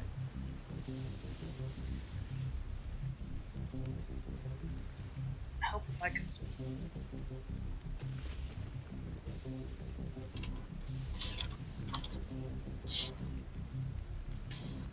Can you guys hear that background music? Yeah. Okay, good. Good. We should replace it with that right there. That one. You're being attacked by a flock of geese. Just one sassy one. It's good for the goose. I was trying to use D&D Beyond, but I can't find it. Let me pull up the Bionoid thing. Zach, sorry. Sure, no, that's okay, that's okay. Oh yeah, it wouldn't be on D&D Beyond. It's homebrew. Yeah, this is definitely homebrew. Although, what up with a Spelljammer expansion for 5e wizards? I'm telling you, I think it's coming. They've been spoiling some pretty like spacey kind of subclasses recently. That would be really cool. I have no faith that it's gonna happen, but that would be really cool. I feel like it's just too weird, but we'll see. Oh, it's called blind fighting. In melee, you do not have disadvantage to attack rolls against heavily obscured foes to sight. An invisible attacker gets no advantages related to hitting you in melee. The invisible attacker's bonuses do still apply from ranged attacks, however. So 5 feet. I also have all-around vision. Bionoids symmetrically placed eyes allow them to look in any direction, bestowing them advantage on perception checks. Bionoids cannot be surprised. So 5 feet. Okay. You feel like if the creature was to get close to you and attack, that it would be easier to see. Last time you transformed and used this, it was in the pretty close proximity of you and your friends. However, this time there is a larger area to contend with, and you aren't able to, using your new Bionoid-like vision, see out far enough to use that sight to be able to see the creature. Although you could use a search action, and you wouldn't be at disadvantage to do so. That's cool. Can I roll like a survival to see if maybe I can possibly like see its tracks? I'll take that too. Sure, this will still take an Something like action that? because it's only 6 seconds. But yeah, I'll take that as well. That's not a bad use of that skill. My D20, I just lost the whole background. So weird. 16 plus 7, so 20. What is that? 24? 3. 23. It's pretty high. Yeah. 23. Yeah. Sun Kong, especially sort of in this enhanced form of the Bionoid form overtaking your body, you do notice in the distance, in all its predator-like glory, you see shifting, pushing insects into the mushy earth in between the first 2 sets of these geysers. Will look to be the tracks of this invisible entity, this Petit Mafe, moving towards you. It's about 40 feet out from you guys. Okay. Are there any geysers in between me and it? There is a geyser between. It's moving between 2 now, and there is a geyser between it and the rest of your group. Okay. With How that, far you're, can I? Sorry. With that, you're able to use your earrings of communication to point out to everyone else. You guys can now see. You would still have disadvantage unless you have special senses like Sun Kong to attack it, but you're able to tell the general space that it's in. I want to try to, I guess, maybe make it chase me. Okay. Is that what we want to do? You want to try to lure towards it in? the geysers, or yeah, try to lure it towards the closest geyser, at least between us. That's Like I try fine. to station myself between like a geyser between the two of us. You can do that. You have noticed that with Rinkaz's yelling out into the distance, that it doesn't seem particularly affected to calls of drawing it in, Oh, no. at least through voice manipulation. You could make some other knowledge check if you'd like. Otherwise, you can position yourself in between the group and the creature if you'd like. I'm just gonna try something. Aesop, how far? How does it work? Throwing range? How far can I throw like a bomb? Oh, if you're trying to throw a bomb, it is finesse thrown 30-60. So within 30 feet you can throw it normally. Within 60 you can long range throw it. And Okay. keep that in mind, Sun Kong. But before we keep with your turn, I just want to shift over. Aesop, you're holding your turn. You now know the general location of the creature. It is passing in between two geysers. But I don't know when they're going to explode, do I? You don't. Fuck. Although you guys were able to surmise that walking close by to them could potentially set them off. Oh, I'm gonna go for it. I'm gonna throw one in. I'm gonna use my held action. All right.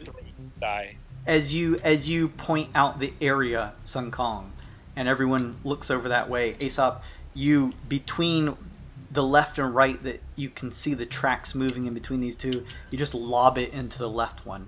You watch as it splatters into the pool. All right, one down. I hope that works. I'm gonna Because make we only have one left. check here.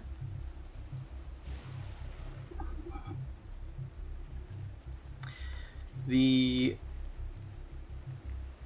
pool on the right side does nothing. You each watch as the tracks move precariously between the two geysers. You, Aesop, watching the left as you watch the phosphorescent. It's like watching oil and water as it kind of shifts, merging with the water itself. Ooh, neat. And there is a huge culmination of a blast that happens from the epicenter of the one that you threw your flask in. Water erupts out, this time colored in that bright pinkish purple glow of the mushroom concoction that Aesop created. You watch, Aesop, from your height and altitude as there's no more steps from this entity, but you can see the feet almost shifting in the mud. You see a movement as if it is trying to roll out of the way. And you watch, each of you, as a spattering raining down of the phosphorescent glow begins to outline the creature itself. You can each now see it has a medium humanoid shape, 2 hands, 2 feet, although its head large and bulbous, a big toothy maw, at least from like some parts are covered by this phosphorescent glow and some parts are still invisible, but you're able to make out pieces. You see the long, tangly looking vine work of its hair at the back end that almost look like dreadlocks, and the long fingery nails that almost look like they're made up of some type of vines themselves or thorns from a vine. It shifts. You are now able to see the creature. Everyone. Aesop yells, "Nature's my bitch!" Sun Kong, it's still your turn. You watch as Aesop lobs a flask into the geyser and it erupts, covering the creature, making it visible to everyone. Okay, so I'm still gonna get, let's see, within 30 feet of it and throw my firebomb at it. Okay. You run up and pull out a firebomb and lob it towards its way. How would I roll for? It's just like a dex attack. Okay. I don't think you're proficient. That's my speciality. Oh, I don't think you're proficient in bomb, though. I don't think bomb is a monk weapon. Jason, can you confirm? Monk is not a bomb weapon. So it would just be a d20 plus your dex mod, no proficiency. D20 plus dex. That's still not gonna be bad for me, luckily. 15. Okay. That might this, if I remember. Let's see here. You grabbing it, the top side of the flask in one hand, you just launch it towards the area of the creature. Because of your special senses and your honed skills, it lands. The area of the phosphorescent form of the creature is lit up by a blast of fire. Yeah, bro. What do you need me to do, or what's the effect? It's just 1d10 fire damage. 1d10, yeah. And nothing's adjacent to it right now, right? Correct. It's by itself. There's still about 40 feet between it and the others. Sun Kong is now about 30 feet from it. There's just a 5-foot gout of flame, but nothing's nearby, so it just takes 1d10 fire damage. 4 damage. Right. You hear a screeching howl from the creature as it slaps at its body with the parts that you can see a phosphorescent claw grabbing at it to try and smear off the flames that erupt at its chest. I think that I'll just stay here and just yell at it, bring it on! You can't stop us. Okay. Glacé, you're up. Ooh, Glacé is gonna cast Distracting Beauty on herself and get +5 to AC for 1 minute. Swirling motes of various colors surround Glacé and make it difficult not to stare at her form. It looks like the Sailor Moon transformation, and that's all it does. Like spark. And can I do a check? I know Spots was dead when she was fighting us, but can I do some kind of check to see if that was some kind of charm effect? Or... So I'll just clarify. Spots never attacked you guys. Okay, that was the thing. She spoke through being, as you guys would assume, being like a puppet of this thing, and then in its visible form rushed through the jungles to attack you. That's what attacked you. It wasn't Spots herself. Oh.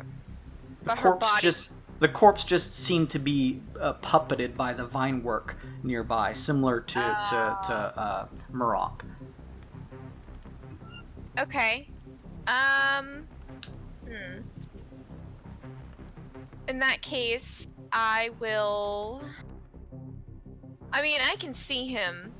Yeah, it is no longer invisible to you guys. You have with Aesop's help, clearly marked it now. I'll go ahead and I will try to use Fairy Fire on him. Oh, that's even better. Holy shit. And That's easy peasy. he has to make a Dex saving throw, but wait, there's more. I'm gonna increase my DC by 1, or the DC save by 1. And so he has to make a DC 18 Dex saving throw. He fails. Great. Yes! For its concentration up to 1 minute, and for the duration, he's going to shed a dim light, 10-foot radius. Any attack roll against him has advantage, and it cannot benefit from being invisible, just in case that were to happen again. If there was ever a more clear idea of the creature's general humanoid shape, it is now outlined by the fairy fire and whatever is left of the phosphorescent splatter of the geyser water that hit it before. You guys also get the sense that it cannot benefit from any of its invisibility completely negated, and you guys have the sense that it will probably be easier for you to hit it as well. Good job, Blase. And I'm done. Fucking stellar. Fa. You are up. The creature is about 40 feet out, but you can now clearly make it out. With Glacé's brilliant move, I have to rejigger mine, so I have to find my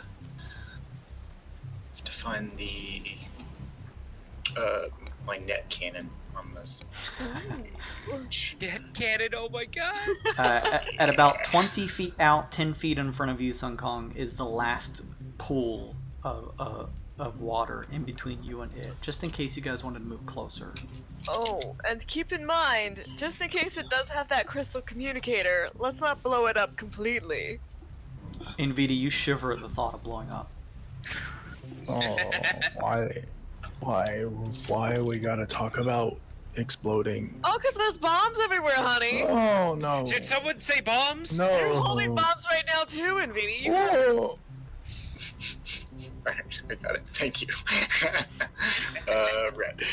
So, yeah, I shoulder what looks like an old school RPG and launch a net at it. With advantage. Oh shit. Oh wait, no, I already have advantage from the fairy fire. That's true, yeah. Hold on to that card. Oh shit. So, nope, that sucked. Ooh. Yeah, 26. Versus AC? Versus AC. How far is the range on that net? 20, 30 feet. So, just in range.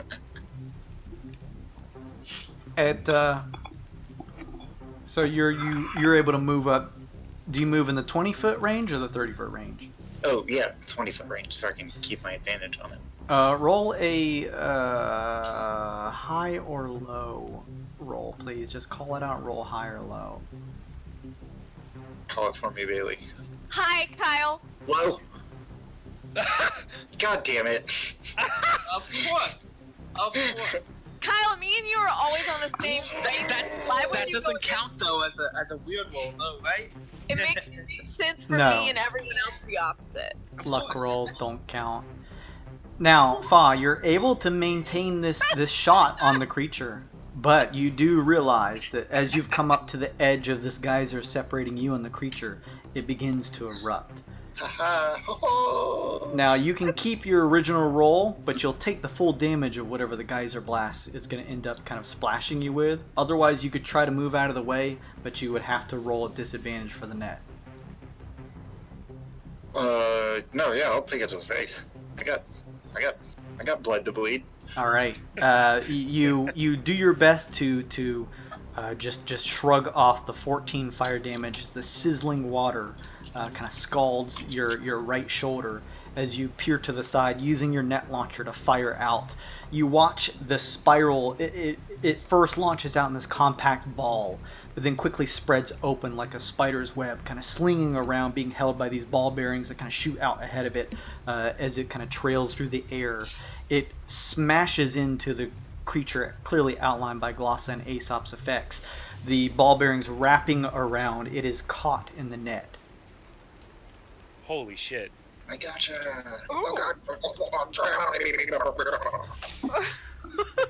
So what happens if the net connects?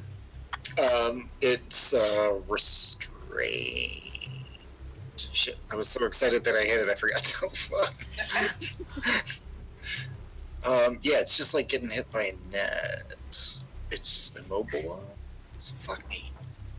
Strained creature's speed becomes 0. It cannot benefit from any bonus to its speed. Attack rolls against the creature have advantage, and the creature's attack rolls have disadvantage.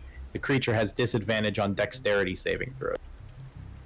So you watch as this net compacts, wrapping around with the ball bearings as it kind of snap into place, wrapping it clearly, covering it from head nearly down to ankle. You see its feet shift, it trying to move, realizing that if it tries to take a step, it'll probably just topple over, and thus cannot do so. It is caught in your net, Va. Anything else?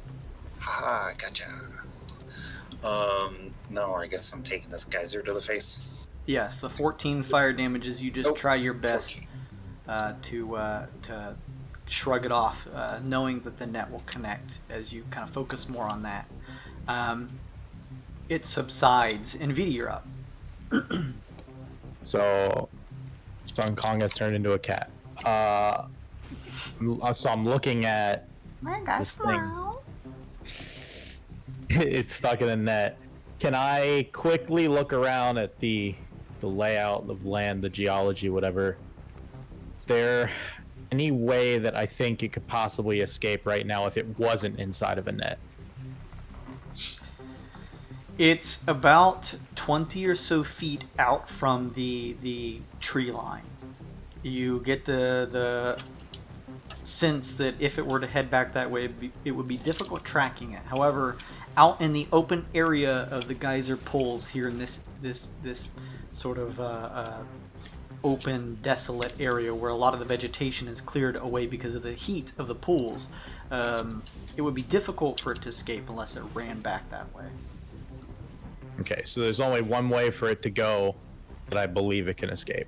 Yeah, if it was able to make it back somehow to the tree line, if it was to retreat, it looks like it would become difficult to track in the darkness of the forestry behind you guys in the jungles. Okay, there's really only one thing that I could do. Make sure we get our guy.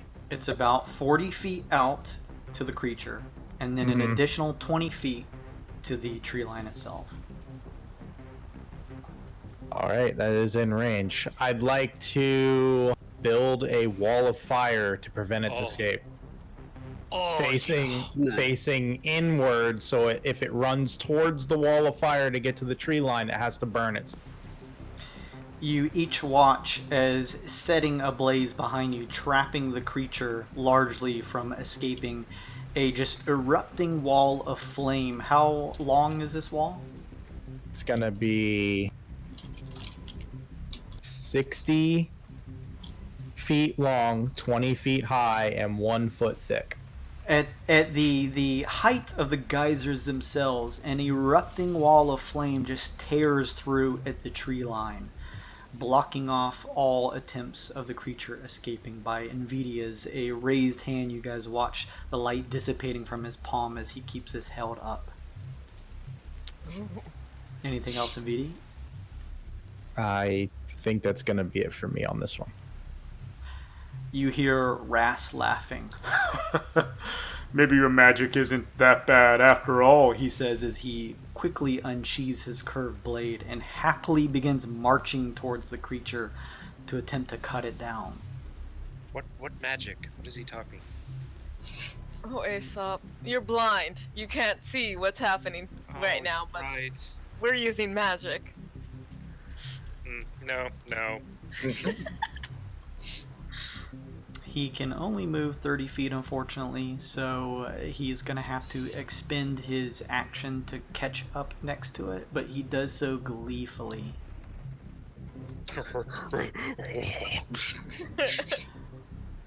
With that, we roll back up to the top. Rinkaz, it is your turn.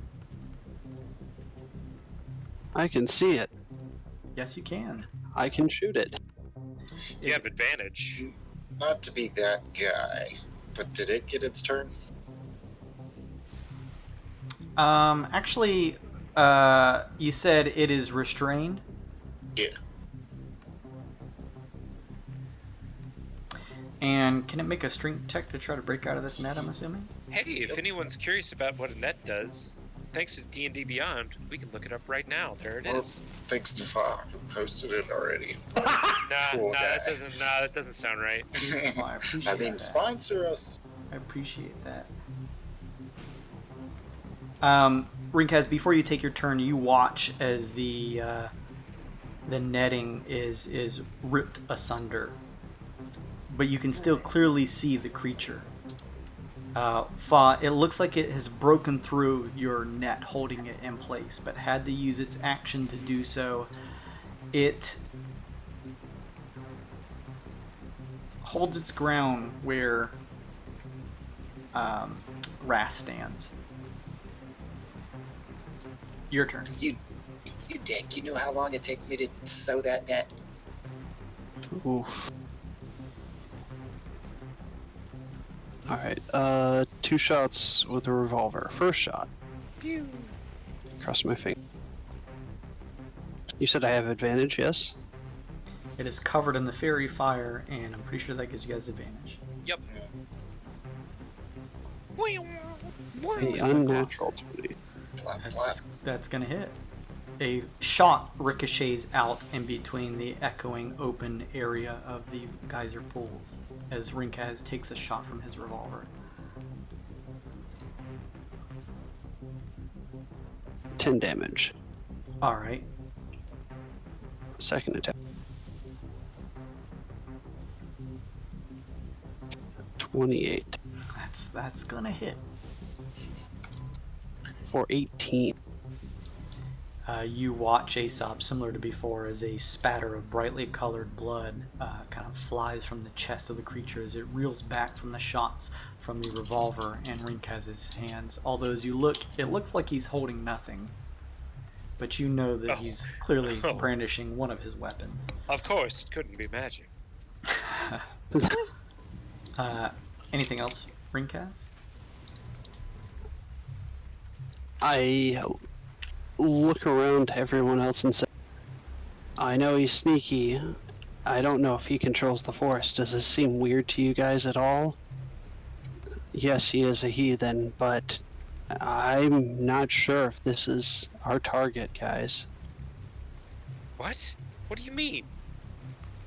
The forest has been attacking us. I don't know if this creature We can try talking to it.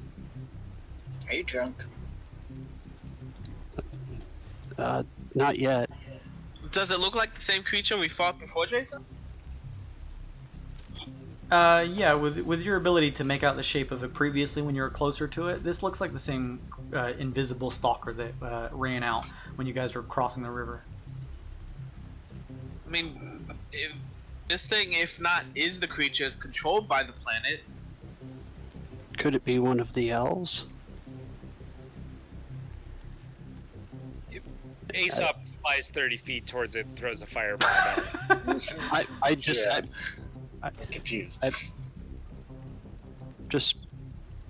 I mean, maybe That would be enough for me to speak in my turn, but I just kind of laugh when he throws a fire bomb and say, yes, cleanse the heathen anyway. Is it my turn? Sorry. Okay. Yeah. Aesop, as hearing Rinkaz drone on, flies towards it and launches a fiery firebomb blast. Yeah. That is going to be, well, I have advantage, so. Yes. Oh, that's the exact same roll. A 22 to hit, and a sizable 30 fire damage. There is a audible screech from the creature as the fires lick around it, and its almost entire form is lit aflame as the blast catches it. Cool. Oh, nobody was adjacent to him, right? Yes, Ras was. Okay, I exclude Rask from the blast radius. That's something I can do. I can exclude one thing from the blast radius for each bomb. He throws his unarmed hand up to his face as the bomb hits, but realizes that you've thrown it to the side so it doesn't catch him. And that's it for Aesop. Short turn. All right. After Aesop, Sun Kong. I don't know if do you have more bombs, Aesop? You all have 3 bombs. Oh, we have 3. Okay, everyone has 3 each. You look down. I will throw another bomb. Yeah, you look down to see 2 more clanking from your side, Sun Kong, pulling another and launching it its way. Same check as before. Sun Kong drinks it. Sends shivers down your spine thinking about that immediately. 14. You throw it. There is a blast. I have advantage, right? Yes, you do. Because it's immobilized, yeah. Well, not immobilized, but because of the fairy fire. Well, whatever it is, yeah. Restrained. That would be 16. You watch as the blast catches it and fire. You guys just watch as each of you kind of spin terms, throwing this vial of combustible fluid towards it. I'll take it. Can Sun Kong exclude a target from its blast? No. Oh, right. no. But he has to make a dex save. He has to make a DC 11 dex save to avoid the blast. Oh, good old Rast. He rolls, actually, 14. He Nice. shifts out of the way, seeing that you guys, from your throw, Aesop, are attempting to just immolate the creature. This time he's ready.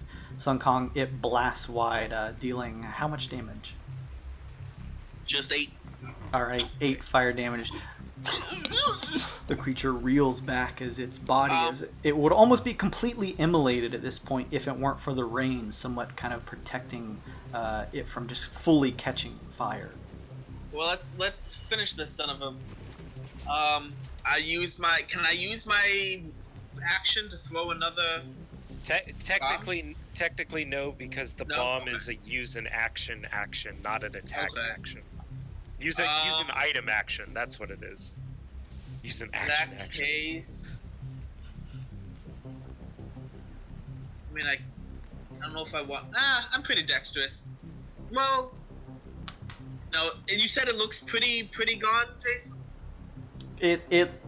You can't really tell because it's outlined by your guys' effects from Aesop and Glosse, but you still can't actually see its physical form. It's just like outlined by the fairy fire. So you can make a nature check, but it'd be a disadvantage. Otherwise, you're not sure. I mean, it looks like it's clearly been caught pretty well on fire. You can see it clawing at its arms and at its chest. It's just clearly lit aflame.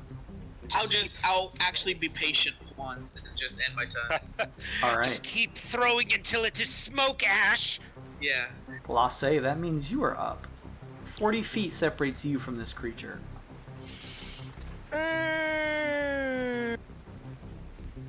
40 feet, huh? Mm-hmm. So, it's looking pretty bad right now for the creature. Like it looks like it's dying. You can make a nature check at disadvantage because you can't actually see its form. It's just outlined. That's gonna be a total of 9. You have the feeling, because of its connection to what you can surmise plant-like matter, that it's certainly hurting from all of this fire. At the very least, clearly sending it into a state of panic from its screeches. But you're not sure exactly how much damage you've done to it. Okay. I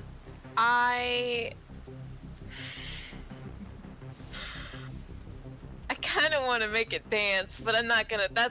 I don't think she would do that in character. I do want to try to. Excuse me. Dominate person, though. Ooh. Even though I know it's probably almost dead, I want to try to do something. Now, does dominate person work on a monster? Choose a creature that you can see within range. Oh wait, nope. I'm still on Otto's dance. Hold on. Sorry, I was on the wrong spell. Okay. It's a humanoid that you can see within range. So if this is not a humanoid, then... Technically, because of its shape that I've described, I will categorize it as humanoid. It's clearly monstrous in nature, but its shape is that of a humanoid, so you've done this spell enough to know, because especially you see the outline of it from your previous fairy fire, that this would potentially affect it. Well, we are fighting it, so it's going to have advantage on the saving throw. What does it have to roll? It's going to have to roll a DC 17 in Wisdom. Alright. It has advantage on the roll, so it ends up rolling... With advantage, it unfortunately ends up rolling a unnatural 19. Good try, good try. It holds itself for a second, stopping to try and put out the flame as it grabs at its head as you try to insert your magics into its mind to dominate it, and just barely wrestles it off. Okay, well, I mean, you still got fairy fire up. That's great. Yeah. I guess I'm done. Okay, Fa.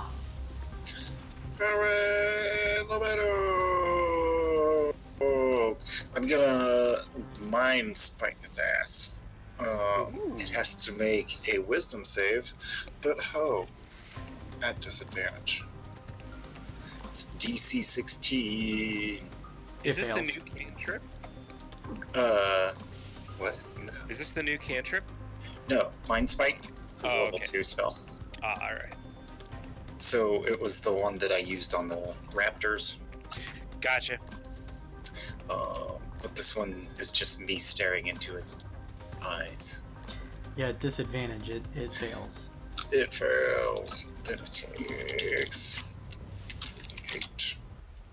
A bloom. We get 17 psychic damage. As well as a fail save. I always know the locations. Let me try that again. On a failed save, you also always know the target's location until the spell ends for 1 hour. Nice. Okay. And it doesn't gain any advantage from being invisible. All right. To me specifically. Gotcha. Anything else, Fa? Oh, that's it. All right. Nvidi. I'd like to continue concentration on that wall of fire. You can see the clear wall of flames that envelopes the area behind the creature. It's creature's still standing, still in place, right? Yes, it's difficult to tell the damage of its form, although at this point you can now almost see where it's beginning to patter out flames from the flasks that are the fire bombs, that there is almost a lightened area of brightened, just what looks like smeared blood. It looks like it's clearly been hurt by all the fire. Alright. I want to hold my ground and Eldritch Blast it. Alright. You know that about 10 feet behind it, on either side, is a geyser pool. Oh my god, what if you knocked it in there? It would probably wash the dye off, but Glossy still has fairy fire on it. Well, I don't have to push it. Oh, okay, also fair. But man, wouldn't it be cool? Yeah, you know that Faw's got a lock on it for an hour as well. So 2 spells have to fail before we lose track of it. Oh. Alright, I'm gonna launch the first one. Still at advantage? It is covered in the fairy fire, so yes. Okay. Well, Hi, Betsy. 30 versus AC, natural 20. I need you to make a D10,000 roll, please. Gotta mark this down. Indeedy, again. 6641. 6, 4, 1. 6. If you're fighting a predator, an alien shot. 6641.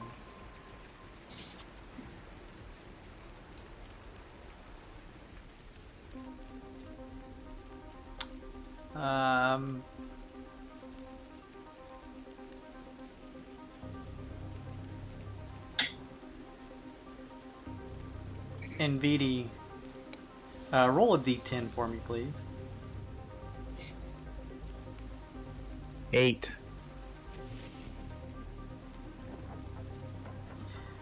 All right. You raise your hand to unleash an Eldritch Blast. It fires off and connects. Your fears come true, however, as the light exiting from your palm begins to brighten, and there is an explosion at the point, the center of your palm, as a fiery blast happens, dealing you 32 points of fire damage. Oh! He exploded! The searing flames sting as you grab your casting hand with your other in an attempt to kind of just stave off the pain. Your blast does connect though, so you can roll damage and let me know if you want to push it 10 feet. Okay, so fire damage is technically halved. My tattoo gives fire resistance. Alright, it feels a little less painful than it would have should you have not have gotten your what is it, your sun tattoo? Yeah. Okay. Blast him, not me. Where did you get your sun tattoo? What part of your body? It's on my inner bicep. Nice. He'll show you later. Yeah. Exact. Yes. Crit spells, I get 1 extra die. Yes, you roll whatever the damage die is twice, and then add the modifier.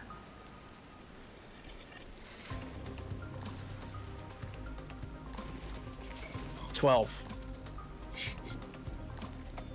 12 points of what type of Force. damage? Force damage? No push. No push. It reels back as the force damage connects. Your hand singes, but you feel like you could still cast just fine with the other. Okay. Do you want? I took damage. Do I have to do a concentration? If you are concentrating on a spell, then yes. Okay. Yeah, I'm trying to maintain that flame wall. What's the Let's see. A concentration check is either DC 10 or what was it, like half of the damage taken? We took like 28, so Half the damage. You took 32. Or no, it was halved. So it was 16. So it would But be, then yeah, half of DC that- 10. yeah.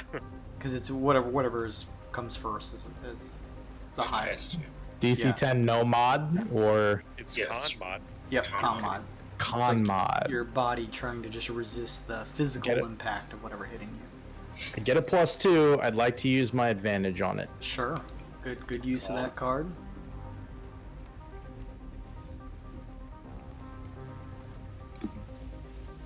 You can increase your con. Oh, never mind. You can only choose one.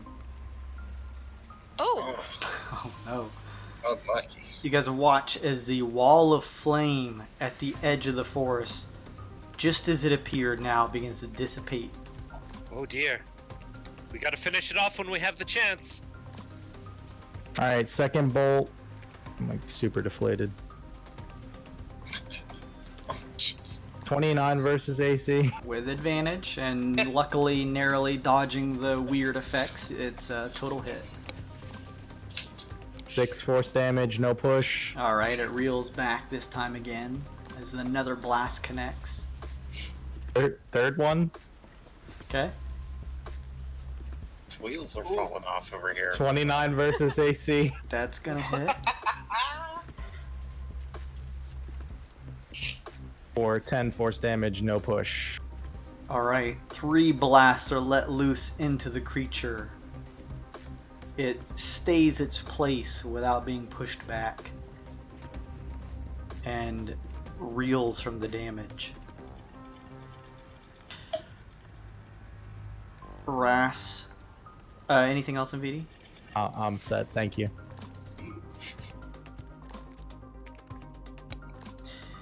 You all watch as Ras brings up his curved blade and slices in a uppercut-like manner. And you can each clearly see the creature outlined by both the fairy fire and Aesop's phosphorescent concoction, and watch as the head that was connected to its shoulders flies up into the air. Oh! A bright blood spattering as it flips and flips. It lands on the ground as more sputters from the area where its neck is, and you watch as it topples over to the ground. Excellent! Heathen. that's interesting colored blood, Aesop. We smited the heathen. Not that. Oh yeah, Aesop can't see it. No, I mean, I can. Jira's here with me. I would like to go over to the body, trying to avoid the disgusting mess that Rascal made of it, and I want to look for the crystal communicator. You peer on its what is made up of what you can see between the brightly colored blood, Aesop's phosphorescent concoction, and your own fairy fire continuing to concentrate. Other than its general form and natural weapons like on its claws and stuff like that, you see it carrying nothing with it. Well, I'm gonna take some of this blood. Ras looks as you guys approach and says, We should burn the body. Make sure it never comes back. A good idea. I take a sample of the blood. I take an oil bomb and just douse it in oil, and then I take a fire bomb and light it on fire. You guys watch together in between the safety of the geysers that have already gone off, and watch as its corpse, or what's left of it, is lit aflame. The fires burn. There's a stink in the air of what just smells like burnt wood and forestry. A plume of darker smoke exiting from the pile of the corpse. The rain puts some out, but can't stop the flames from eating up what's left. After another 2-3 minutes, maybe 5, the fires are put out. And even though you still can't see its natural form, you can clearly tell from all of the outlying coverings that you guys have put on it that it is, if it wasn't dead before, it must be now. I think we're all safe. You think there's more? It's completely possible. We don't know if Kunk is still in danger or not, but for the time being, I hope we at least avenge Spot. This thing doesn't have anything of value or of interest on it. You see nothing on its body before it's lit aflame. Okay. You guys hear a rustling coming from the nearby tree line. Hello? Pushing through, branches snapping. Holding in hand a crossbow. You see Kunk pushing out. Where's this motherfucker? Live, Kunk. Oh, it's dead. You missed the party. Rascal finished it all. What? Damn it, Ras. That was my kill. Kill steal.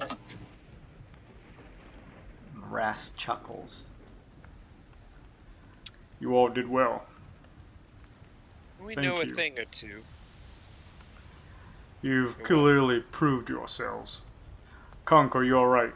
You see Kunk taking a breather for a second. Ras, I'm alive. But I found the other teammates closer to the area of the beehives. The thing got to them.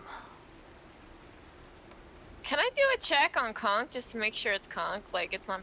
I don't know. Not the Force. Make an insight check. May I aid her on that? Sure. Ooh. If you're trained in it. Otherwise, you can just roll yourself. Oh. Go ahead, Glosse. Okay, 18. Get attacked by one ally, and everybody's suspicious. Sounds like a very much more confidence-filled Kunk, but Kunk nonetheless. Nice. Oh, okay. Well, did you find any weird-looking crystal things along the way, Kunk? No, but I was being tailed by those weird elf people. They were staying too far away for me to make contact with them.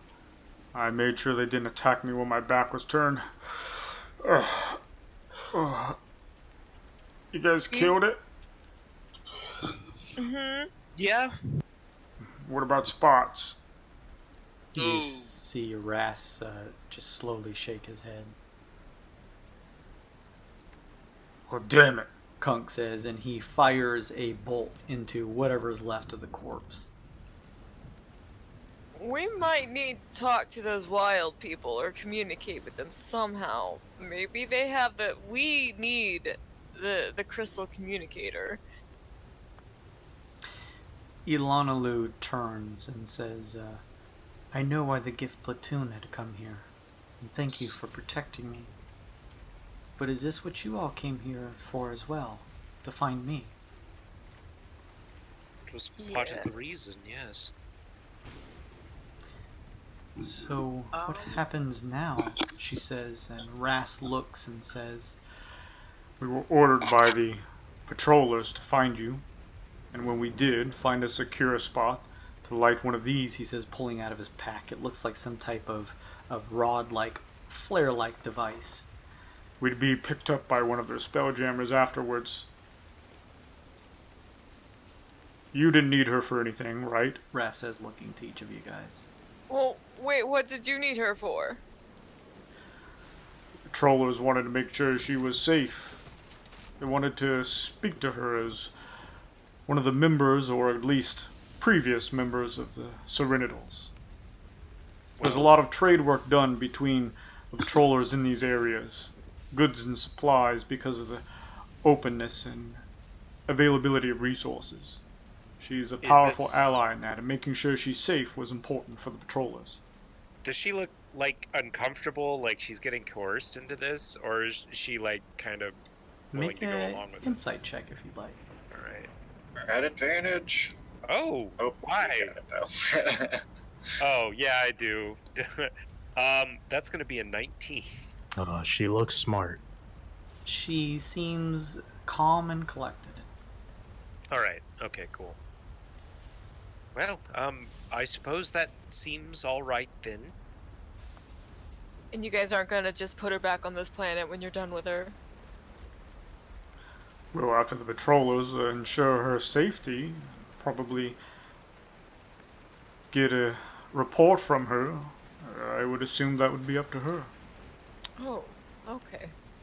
I'll be coming back, Alana says. Why? Not necessarily this area.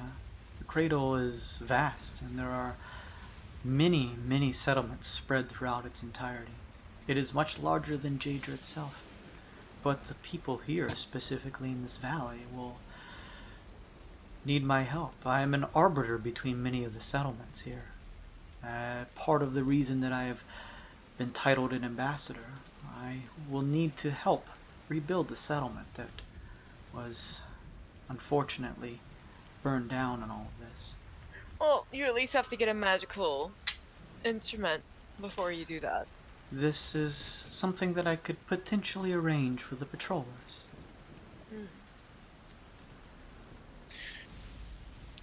Well, that's good, I suppose, but we're still in a little bit of a bind, I admit. We don't have any way of getting back onto our ship without that communicator. You guys do remember that the 10th pit also wanted Alana Lu. They wanted Alana Lu, yeah. I was gonna. We don't have to. Just pointing. I don't know if we wanted to go through with that, yeah. She's a kind and gentle soul. It would be a shame. Aesop wants to give her to the 10th pit, but I'm pretty sure nobody else in the party does. It'd be a hard sell. Yeah, I don't know. I think Aesop would realize it's probably not a hill he can die on. Sun Kong, seeing the dangers recede, at least for the time being, your binoid form recedes. You take another point of exhaustion. You're at 2. Ooh. Your stomach growls intensely. We need to find a place to rest. Yes, regardless. Perhaps we could settle down for the night? Kunk, Rascal, Aladdin? Well, our idea was to leave this area as soon as possible now that we've secured the target. I'll need to report back about the casualties my platoon has suffered. Well, unfortunately, we can't leave until we find our communicator. Alana Lu turns and says, you mentioned that I was part of your reason for being here. What else brought you to the cradle? I look at Rinkas. Oh no, he still thinks he's a god. Oh. My ascension. Oh god. Our friend is on a spiritual journey. A pilgrimage, if you will. Oh, she says with a certain curiosity to her voice. And what does this pilgrimage of yours require for you to reach your ascension, as you said? Spiritual release and enlightenment. Once upon completing this quest, it traces to my past, my chains that I have broken, freed myself to this life. I will meet many trials and maybe faces from the past. Perhaps the reason I chose this lifestyle. And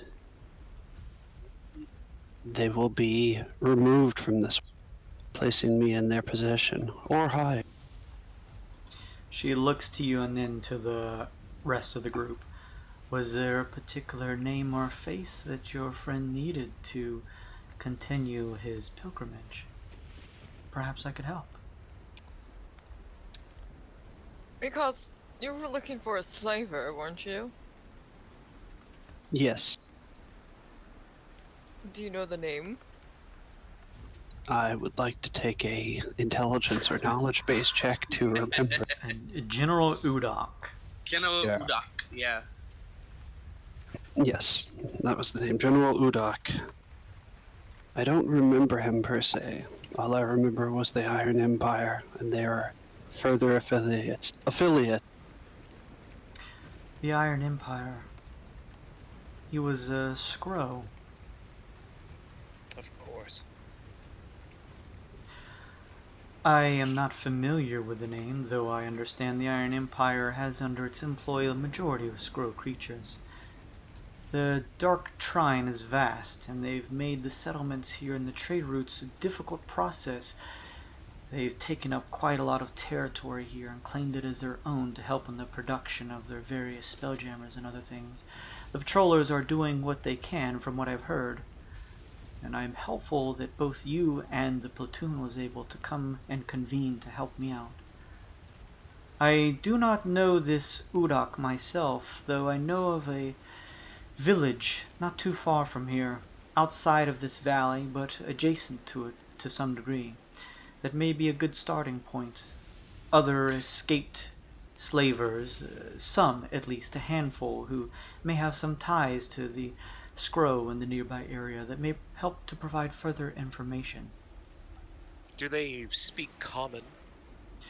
Most of them do, yes. Have you heard of a place called Wyld? Oh, yes, actually. It's on our map. Oh. Whoa. Our galaxy map on our ship, not the map that burned up. Never mind, it's a long story. A point of interest for you, then. It seems that way, yes. Well, very providential, then. Wyld, at least in this area, as the cradle's vast, but it is a epicenter of sorts between many of the settlements. A hub of the trade routes that pass through here. However, getting to it is a small affair. Russ, if you don't mind, she says, if you would at least allow me time to help show them to this place. I could at least attempt to have you find your way there. From there, I would leave you and head to the patrollers if they requested me. Would this work for each of you? Works for us. Everybody make a perception check based on sound. Ooh. Oh, natural 1! Writing myself down! Please make a D10,000 roll, Glace. Everybody else, let me know your totals, please. 22. A natural 1. 13, oh my goodness. 9,902. 9,902. Oh, and 9,992. Yeah. Wow. 92. wow. Oh, shit. You die instant. 4501. Oh, and I'm recons! 1, 2, 3, 4, 5, 6. We're 6 deep so far.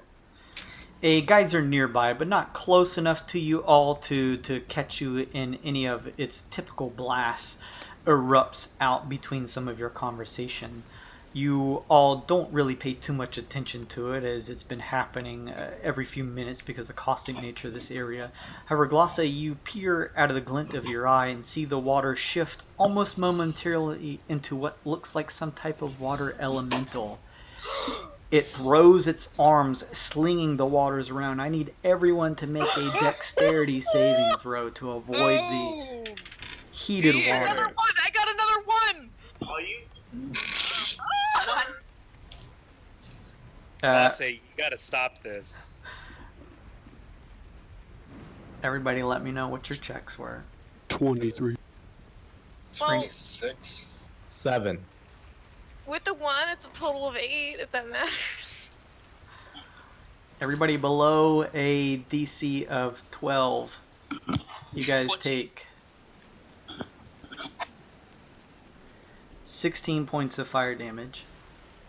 Everyone above takes 8 points of fire damage as the sizzling waters catch you. Evasion, baby! I take 0! Is that an area effect? Yes, technically. Half damage. Evasion! High five, Sun Kong. You Wait, want me to roll? Don't you also have evasion, Fa? Yeah, I was gonna. Yeah. Everybody kept shouting. I was gonna say, Fa appears in between to intercept the high five. Glossy, Nice. you rolled another 1, but Rink has, what was your number first? 4501. 4501. You shit your pants. You shit someone else's pants. What an epiphany. Oh, put the shit in my pants! Would you call that holy shit? Nothing seems to happen, Rink has. Glossy, please make me a D10,000 roll. 8,221. So if your pants are invisible and you were to soil them, would it just be floating behind you, or Yeah. Gross. growing a second tail? I see. Yeah. Oh my god. I hate this. Again, nothing appears to happen with that check, Glossy. Alright. Is that elemental gone? You almost thought that you saw the water shifting into a humanoid-like form, almost like a water elemental, but then as soon as the typical geyser shoots up for a couple seconds, it dissipates. Gotta get out of this jungle. Perhaps we should make our way closer to the tree line. As she says this, those of you with your perception checks based on sound that were higher than a 15 notice that pushing through the tree line, you guys see the form of Rana stepping out. Rana! You also notice behind her, still staying within the trees, what looks to be other wild elves that have similar features to hers. Uh-oh. Oh. I want to pull my hood down for comprehend knowledge or comprehend language. She seems to look over the caustic area of the boiling pools and simply waits closer to the tree line. Oh, I mean, Yeah, with Nvidia. I'm gonna talk to her. I'm Yeah. gonna back off. Fa, Idiot. Glosse, and Nvidia, you guys head up. Mm-hmm. I'm gonna Yeah. put my weapon away and follow. As you reach up to her, she looks to you. The others, you now notice, looking into the darkness of the tree line, they have their weapons trained towards you guys. Oh. She looks to each of you and begins to speak. You're able to pick it up, though, Nvidia. She says, the creature. Have you killed it? Yes. I want to say, what was the thing called? Fa what? Parimate. Yeah. So I'll say its name and just kind of like prestidigitation, like a little bit of like sparkles and fire, and then just like crush it, snuff it out, and just shake my head. She narrows her eyes and looks to each of you, the four of you standing in front of her, and she says, "You cannot kill the spirit of the jungle, but you have stopped its hostility for now, and in doing so helped my people, as well as freeing me from them," she says, kind of throwing her head up towards the others. From the patrollers? She mean? I can't understand Yeah, her, but I'm yeah. curious. The elves. She makes a motion with her hand, and you see one of the male members step up, and she says, "One of my teammates was not sure whose side you were on. and thought that you may hold powerful magics because of the size and shape of your flying vessel. We weren't able to make any use of this, and for your help, I thought I'd return it. And he pulls out a crystal communicator glowing a bright purple. Gimme! She clasps it in two hands and slowly holds it out for you to take. Glace snatches it. Thank you! Oh, they found it for us, guys! They found the communicator! Fantastic. We kind They of like just found it in the not. jungle. Sure. I blow her a kiss. She looks to each of you and slowly begins shifting back into the forest. You also now see where the others were standing. They have practically disappeared into the darkness. Ooh. And she too, now shifting between the tall, lanky grass, shifts behind one of the larger tree chunks and is gone. Kong yells into the trees, "It was nice meeting you!" Oof. I'm just waiting for the arrow to come, like, just right into Kong. We still have a little bit, but let me take a real quick, like, 3-second pee break, and I'll come right back if you guys want. That's pretty quick. You just going in your pants? Yep, right now. Yeah. He's switching bottles right now. Hang on, just actually. a second. We'll be right back. Just a quick pee break. While I pee.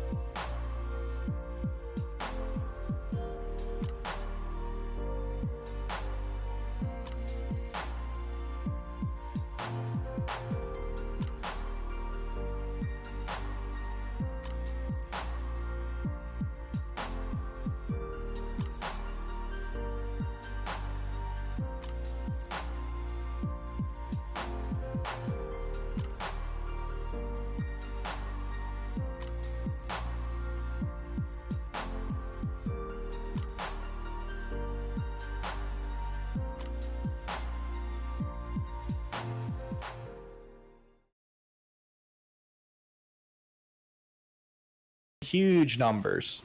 Yeah, it's been nice. It is such a nice spell when it hits. Everybody here? Is everybody live?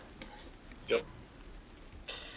As you guys, the four of you, return now, seeing that Arana has receded back into the tree line with the rest of the other wild elves. You reconvene with the others. You hear Rafs telling Kunk that he looks to each of you and says, Well, you did help us in rescuing the ambassador. If you need her assistance leading you somewhere else here on the cradle, it will take us a bit of time before we're able to get that escort to come and get us from the patrollers. There's a watchtower on the way up here. We could use that as a area of high altitude to signal it with this device, he says, kind of holding up the flare-like device. Kung from there will outline where the rest of our fallen comrades are so they can pick them up and we can give them a proper burial. Until then, if you needed her assistance, you're welcome to have her aid you. Kunk, I'll head back to the watchtower. You follow with them. Once they're done, I want you to escort Alanalu back to the watchtower with me. Okay, Kunk says. Good old Kunk. Well then, I appreciate your help, Wyld Tycoons. Ras says. I will make this a note that you aided me in my platoon. Ooh. And doing what we can to help the ambassador. Perhaps there will be a cut from the patrollers for you as well. Oh, fantastic. You think you could sneak in a gift goodbye grenade? And I wink to him. Kunk says, Well, if it's any consolation. and he shifts through his bags, pulling out a gift goodbye grenade. Oh, man. One of our fallen team members had this on him. He looks over at Ras. It's only right.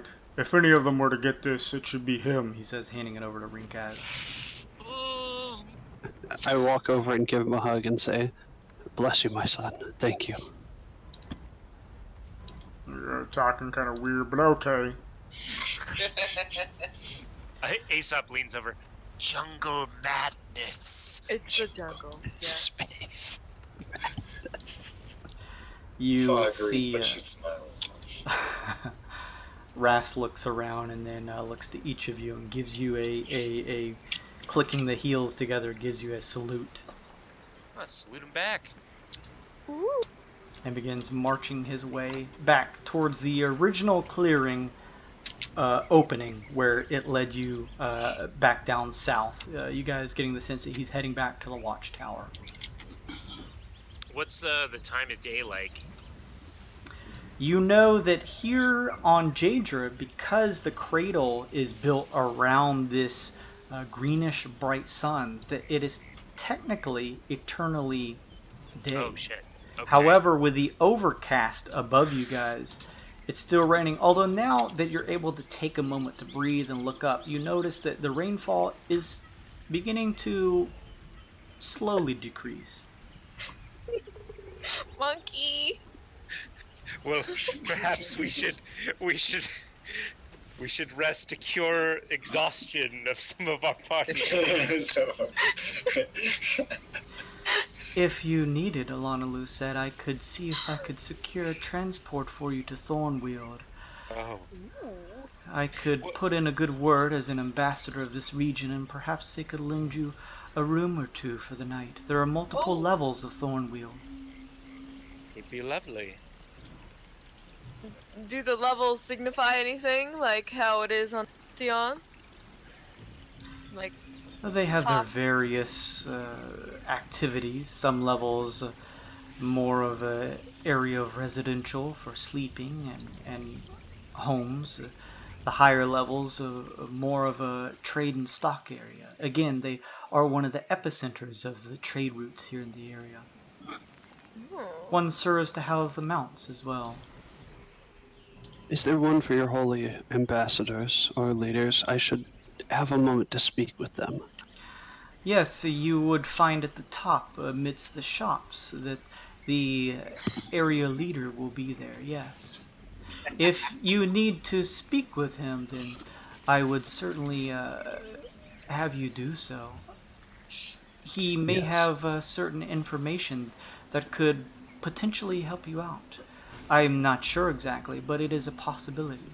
You would wish to ask for a creature known as Bata Ogo. He's a lizard folk like yourself. Oh. Once you see him, you won't miss him. He is of a formidable size. I'm intrigued. Clearly this is my path.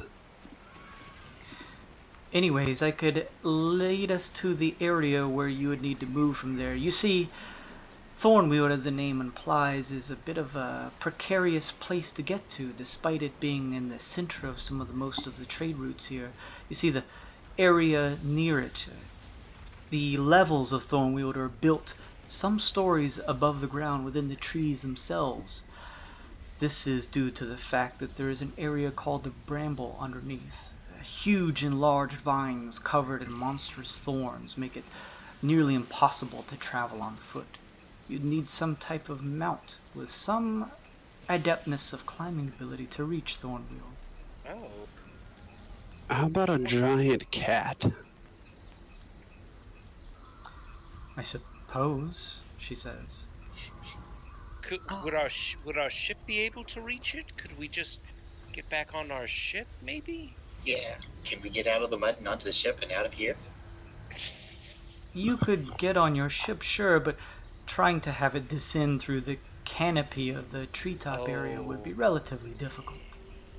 I see. Well, that's a pickle. Well, do they have mounts for rent? They do. Oh. Oh, well, good then. Perfect. We'll lead the way, I suppose, and whenever I guess we start getting tired, we'll turn in for the night. Can't even tell what time it is. It will take about an hour's journey to the edge of the forest. Glace, do you have some type of musical instrument on you? Oh, yes. I have a couple. She also has her amazing voice. That's right. If you don't mind lending me one, I will make the special signature mark of my ambassador presence in the hopes that one of their trained mount watchers who patrol the area of the trees could come and potentially escort you to Thornwheel. Of course. I will give her one of my 3... Okay, I haven't put it on D&D Beyond yet, but I'm pretty sure I have like do they have like a little I'll get a lute. I'm sure I have a lute. Sure. You hand over a lute to her. Well then, let's begin the trek, and we'll head that way, she says. Sounds good. You guys move beyond the geysers, this time actually arcing around what you can surmise in your minds, trying to remember what the map looked like. Actually, you are kind of at the northernmost area. You're now arcing back over to the west side and beginning to descend back down towards the south.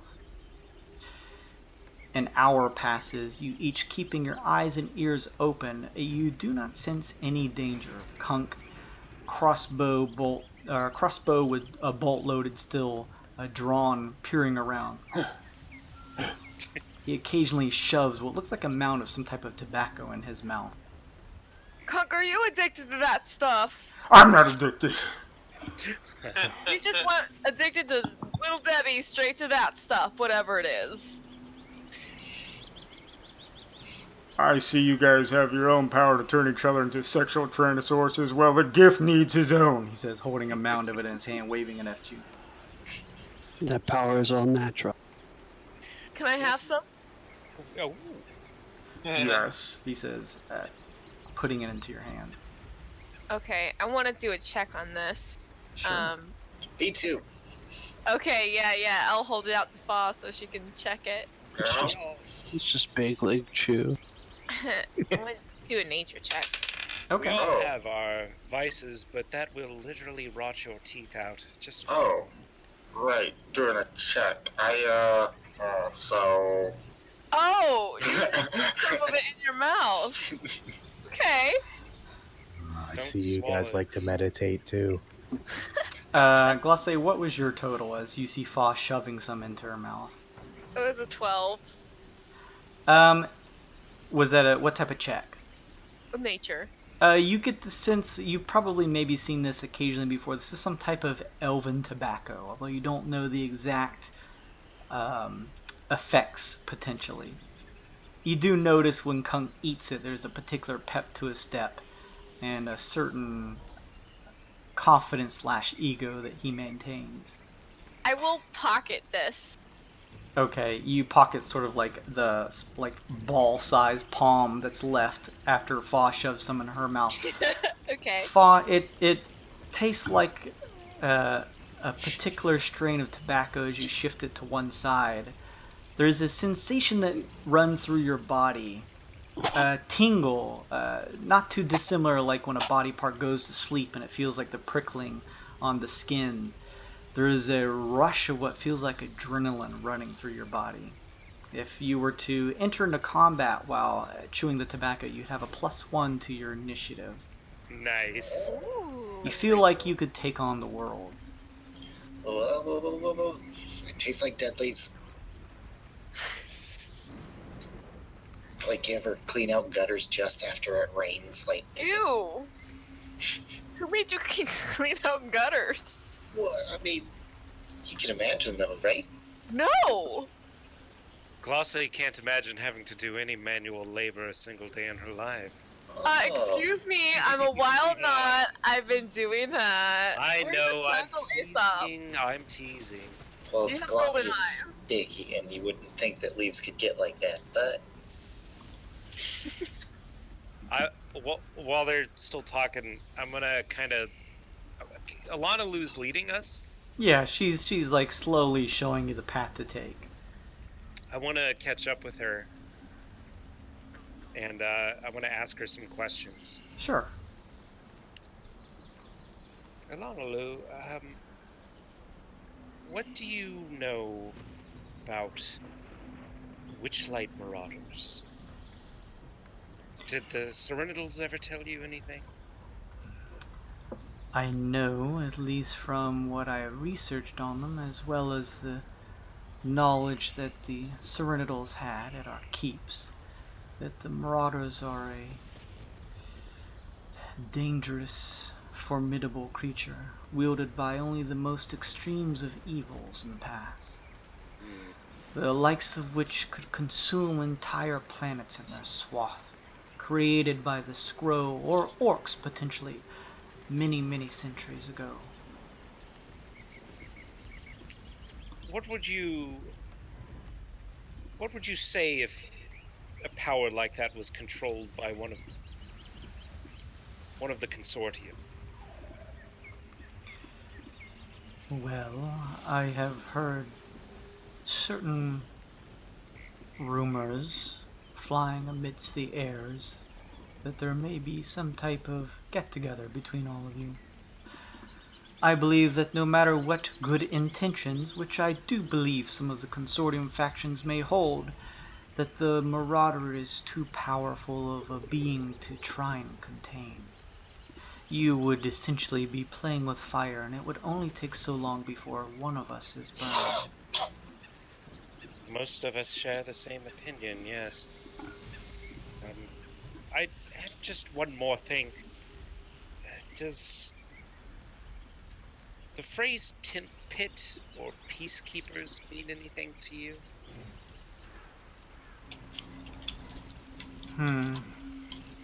Not the 10th pit, though peacekeepers is a name I've heard spoken before in whispers here and there, though I do not know much information about any, if there is some type of organization or committee of these members. I see. Can I make an insight check on that? Sure. Man, Aesop asks people a lot of questions and is not trained in insight, but can apparently roll very well whenever he tries it. 16. You get the sense that she is being largely honest, though maybe holding back something.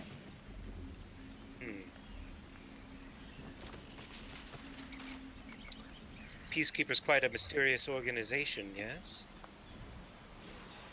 From the small tellings that I've heard, yes. Do you know who they are? Oh yes, we're good friends. She says, slowly nodding her head as she continues on. I just,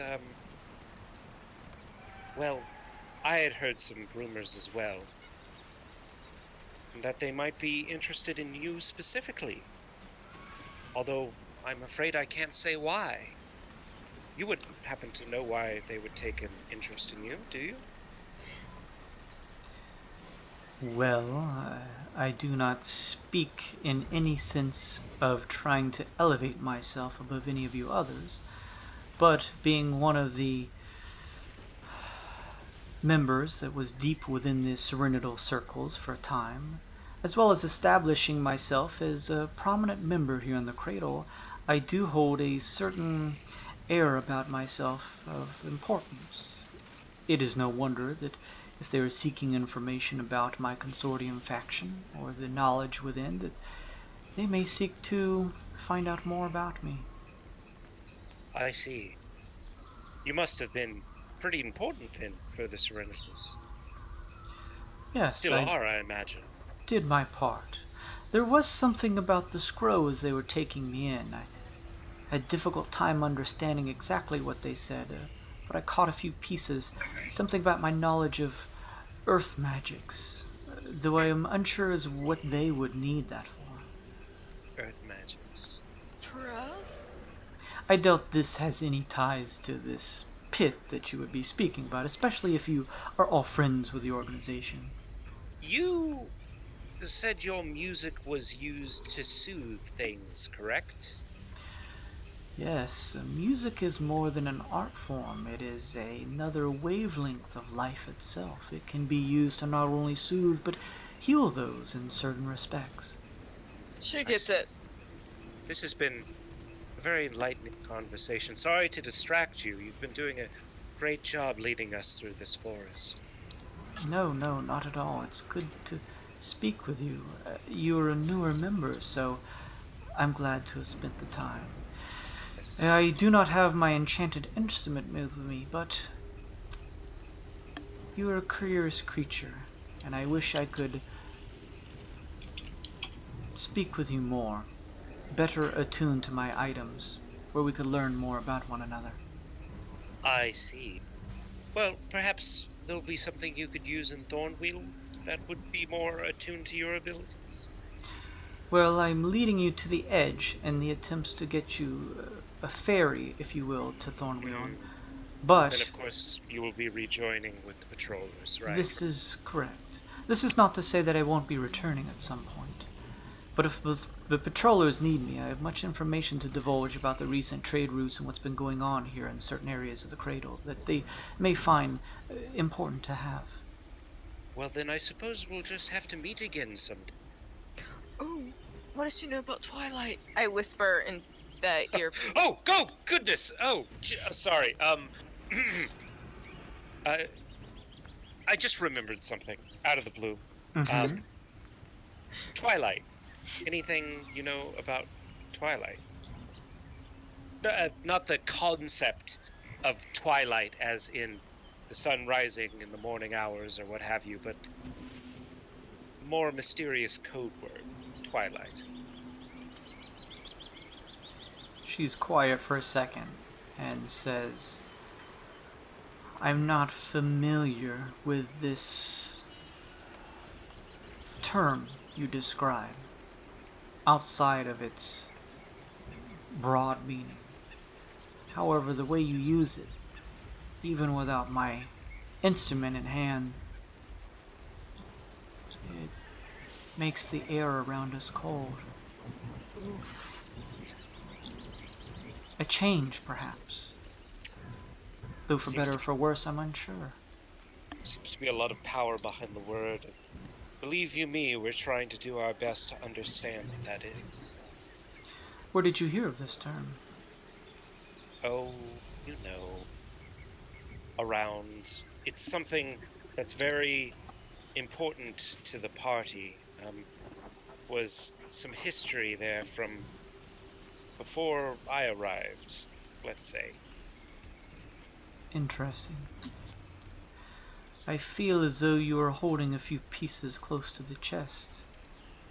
I do Well, not blame you, but also so understand that you may be honest with me, any of you, if needs be. Oh, of course, of course. Perhaps you could speak with Glace sometime. I'm sure she would be able to give you a more straightforward answer. That sounds interesting. It would be much better. The instrument that I used to have, an enchanted one, it was like the tongue to a mouth. The way of communication that much easier when I am attuned to it and able to sense the energies from you as we speak. I see. Well, that sounds lovely. Two musicians just having a chat. Oh, I'd like that.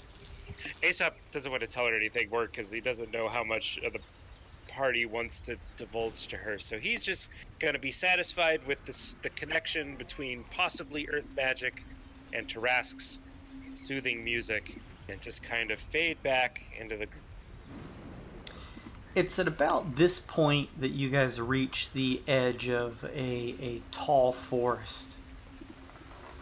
Ilana Lu peers around and looks to each of you and says, "This here is the edge of the valley. What you see before you," she holds out a hand as you guys kind of remember that she does not possess sight herself, "is what's known as the tangled timber."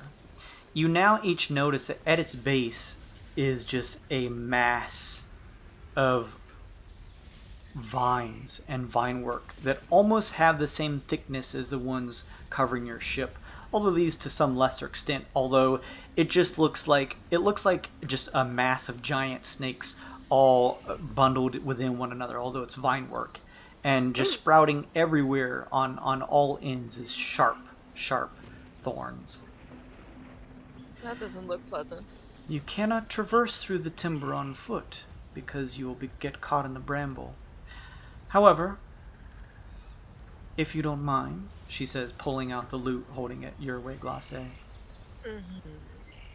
She puts it up to her lips, and you hear a serene and distinct melody play from it. It's calming to each of your ears. She holds it down and waits. You all watch the forest trees. These trees, the actual makeup of their bodies are pretty damn large. They're relatively big. They're probably like 20 by 20. They're very large. You continue to watch. You at first hear shifting, a snapping of branches, and then what sounds like slapping against wood. Peering from around one of the trees, you see the face of what looks like a large chameleon-like creature. Oh. Its chameleon hands slapped against the body of the tree, a tail wrapped. You can kind of see the tip wrapping around the other end. As it shifts its body to peer at you, you now see the form of what looks like a reptilian humanoid, a lizard folk perhaps, on the top of one of the creatures. He looks to each of you. Ambassador? "Yes," she says.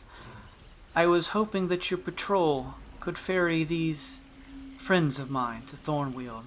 I know it is out of the blue, but this is a special circumstance. We have had some difficulties in the Kantaris Valley, and they are suffering the ill effects of it. They were hoping to gather some information at your village, as well as hoping to secure a room to stave off their wounds, both mental and physical." He studies you each for a minute and kind of sees you Rinkaz. Yes. It will cost you coin, but I have enough members here to send you travel to Thornweald. Do you have coin, adventurers? Depends on the price. 10 gold apiece. Yes. No issue. From there, if you wish to have travel, you'll need to rent out mounts. But we will take you on the ambassador's word, at least to gain entry to Thornweald. Sounds fine to me. Sun Kong, do you think Sugar could make it? I do. That's just me. Monkey! Yeah. Sugar would probably need some exercise. Does, I mean, you guys can make a nature check if you'd like. I'll make one. That is an 18. Sugar is a cat. Let's take a quick look here. With an 18, Glacé, you get the sense that this would be extremely difficult for Sugar, as she does not have any adept abilities of climbing. That cat was meant for the sands. Not Well, Well, come on. I'm sure we could rent whatever we need. What? Certainly not flying up there. I could keep up with the rest of you. What's this big lizard man's name? Ilanalu. She does a slight shrug and looks over. Lizard boy, what's your name? Dar. I'm Basse.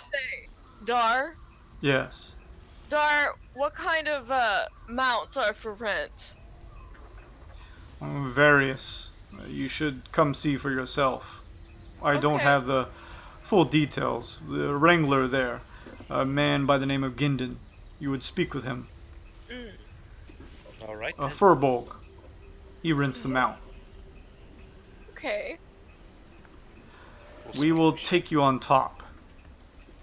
Come along, he says, and you now see a few others mounted up on what look like giant chameleons, beginning to slowly shift down towards the edge of the tall timber, allowing you guys. You now see that they're seated on top of them with saddles, and there looks to be room each for each of you.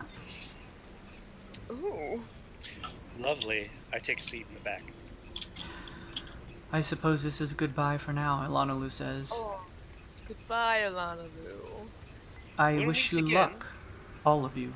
And good luck on your ascension, Ringkaz, she says, placing a hand on your shoulder. You will be remembered when I ascend. Oh. She smiles warmly. Kunk says, You guys feeding Rinkaz over here some of this? he says, holding the tobacco in his hand. Don't give him any of that. Not yet. Not until we're out of the jungle. I'd like to make a sleight of hand to just grab a pinch of it. Yeah, no, I was gonna say Fop hands you a pill. Fuck. It's pretty good. I don't know that I like it. I put some of it in my mouth. You feel a rush of adrenaline as your throat tingles with a sensation. You feel like you could take on the world. Your ascension must be close.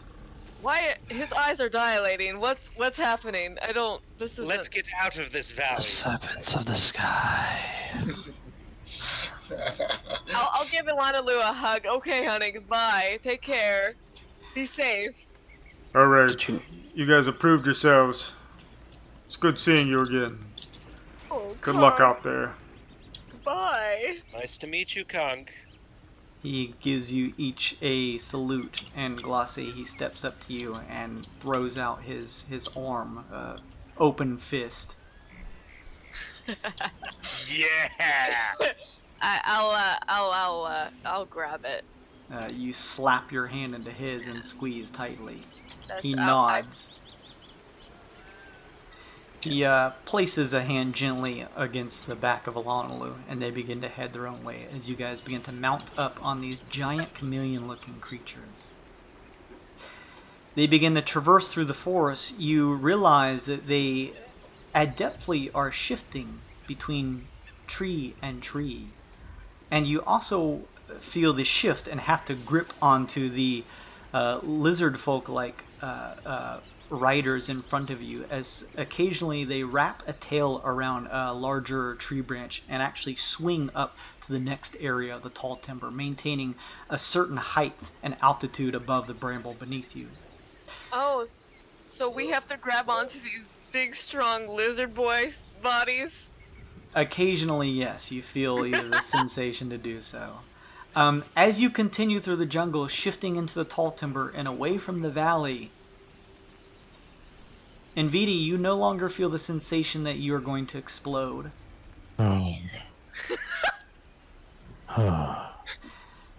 Aesop, this strange sensation of looking through the eye magically changes, and you feel as though your own eyesight has returned to you. I hug Nvidi and Jira. You also realize that, of course, your fellow team members cast magic. What was I thinking? Nvidi cast Wall of Fire. There was a fairy fire. What else would it have been? How You strange. thought you could raise a dead once. It's normal for you, Aesop. Rise. Rinkaz, you also look down and see that your once naked form is being replaced by now opaque weapons and actual clothing.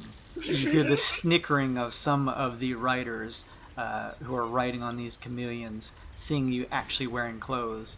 Though one in front of you turns back and says, I thought you were actually naked. No, my vestments have returned. I will ascend soon. My power grows. As you say that, the sensation of your ascension shifts away. Oh.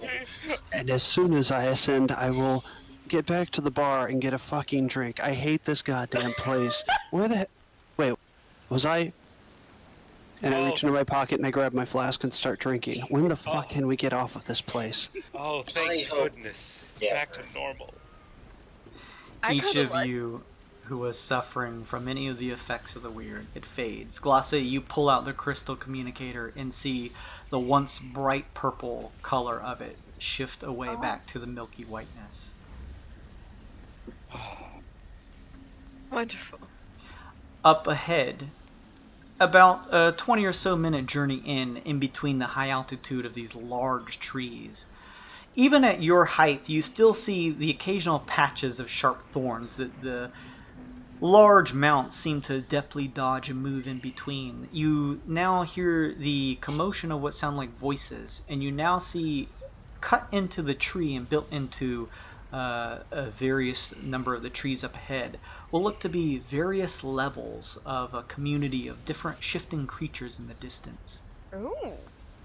You get the sensation that this is Wyld. The giant chameleons lead you, and you can now see various creatures of all make and manner. You see what look to be a large assortment of between various levels as they make their way through the trees, these mounts. What look to be mostly lizard folk, but maybe also even dragonborn mixed in. You occasionally see what look to be some type of simian species, occasionally shifting through. You also occasionally see a furbolg or two. They end up dropping you off at one of the higher levels, telling you that this is the area that you can shop and buy supplies. They also mentioned that you should probably speak to their leader and see if you can secure some type of sleeping arrangements.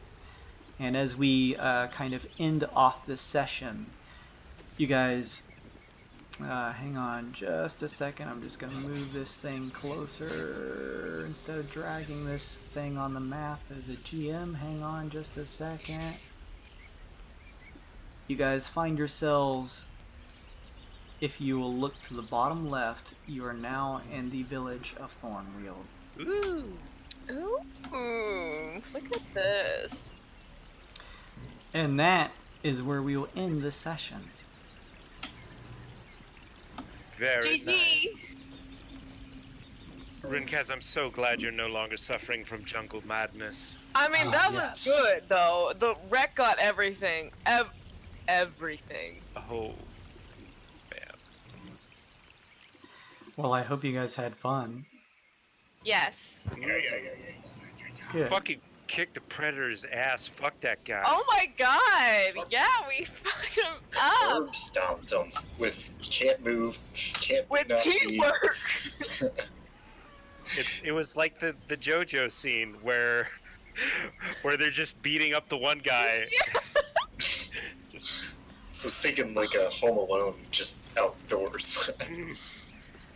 Yeah. Here he is sneaking up on us. Charlie Murphy! Just punched him right in the forehead. As you guys reach the top of this leveled area, it's at this point that you finally realize that the rain has let up and you can see the rays of the nearby sun of Jadra piercing through the clouds. The rain has dissipated. Nice. Yeah, I hope you guys had fun.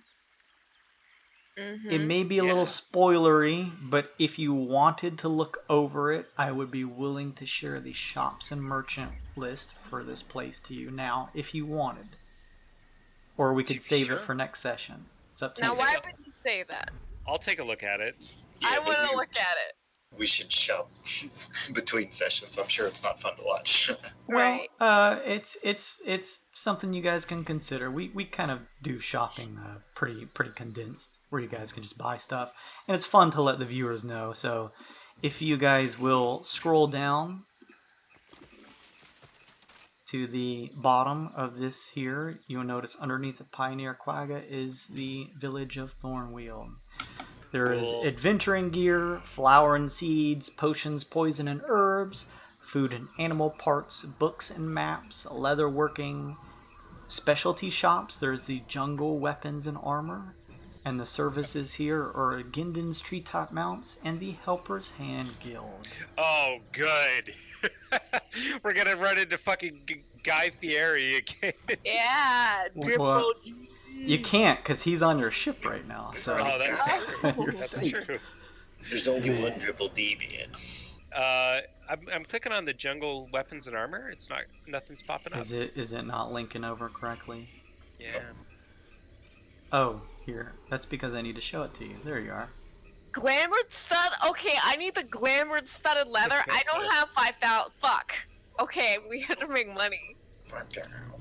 Where's that? Somebody needed money. Oh, Aesop leans really close. NVT. You need money, do you?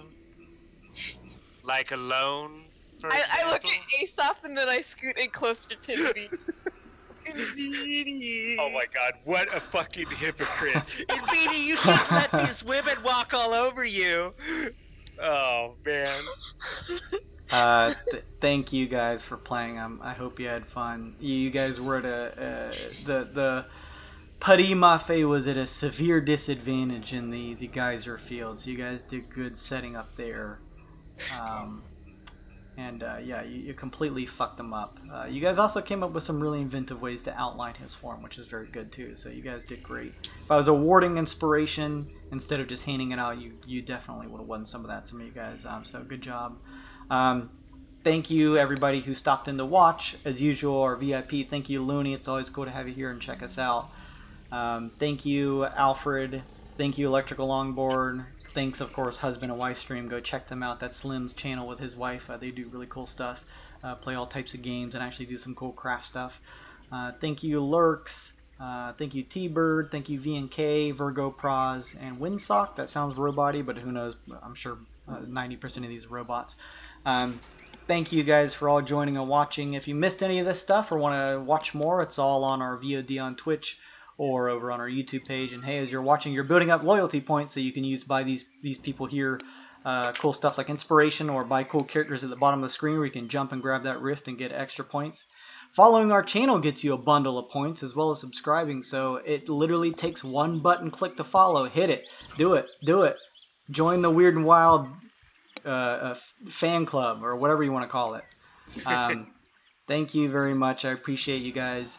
You can check out all those details down below on our panels on Twitch. But I appreciate it. I hope you guys have a great week. We'll be back next time as the players begin to explore the area of Thornwheel, continuing on Rinkaz's ascension. So, bye everybody. Bye. Bye.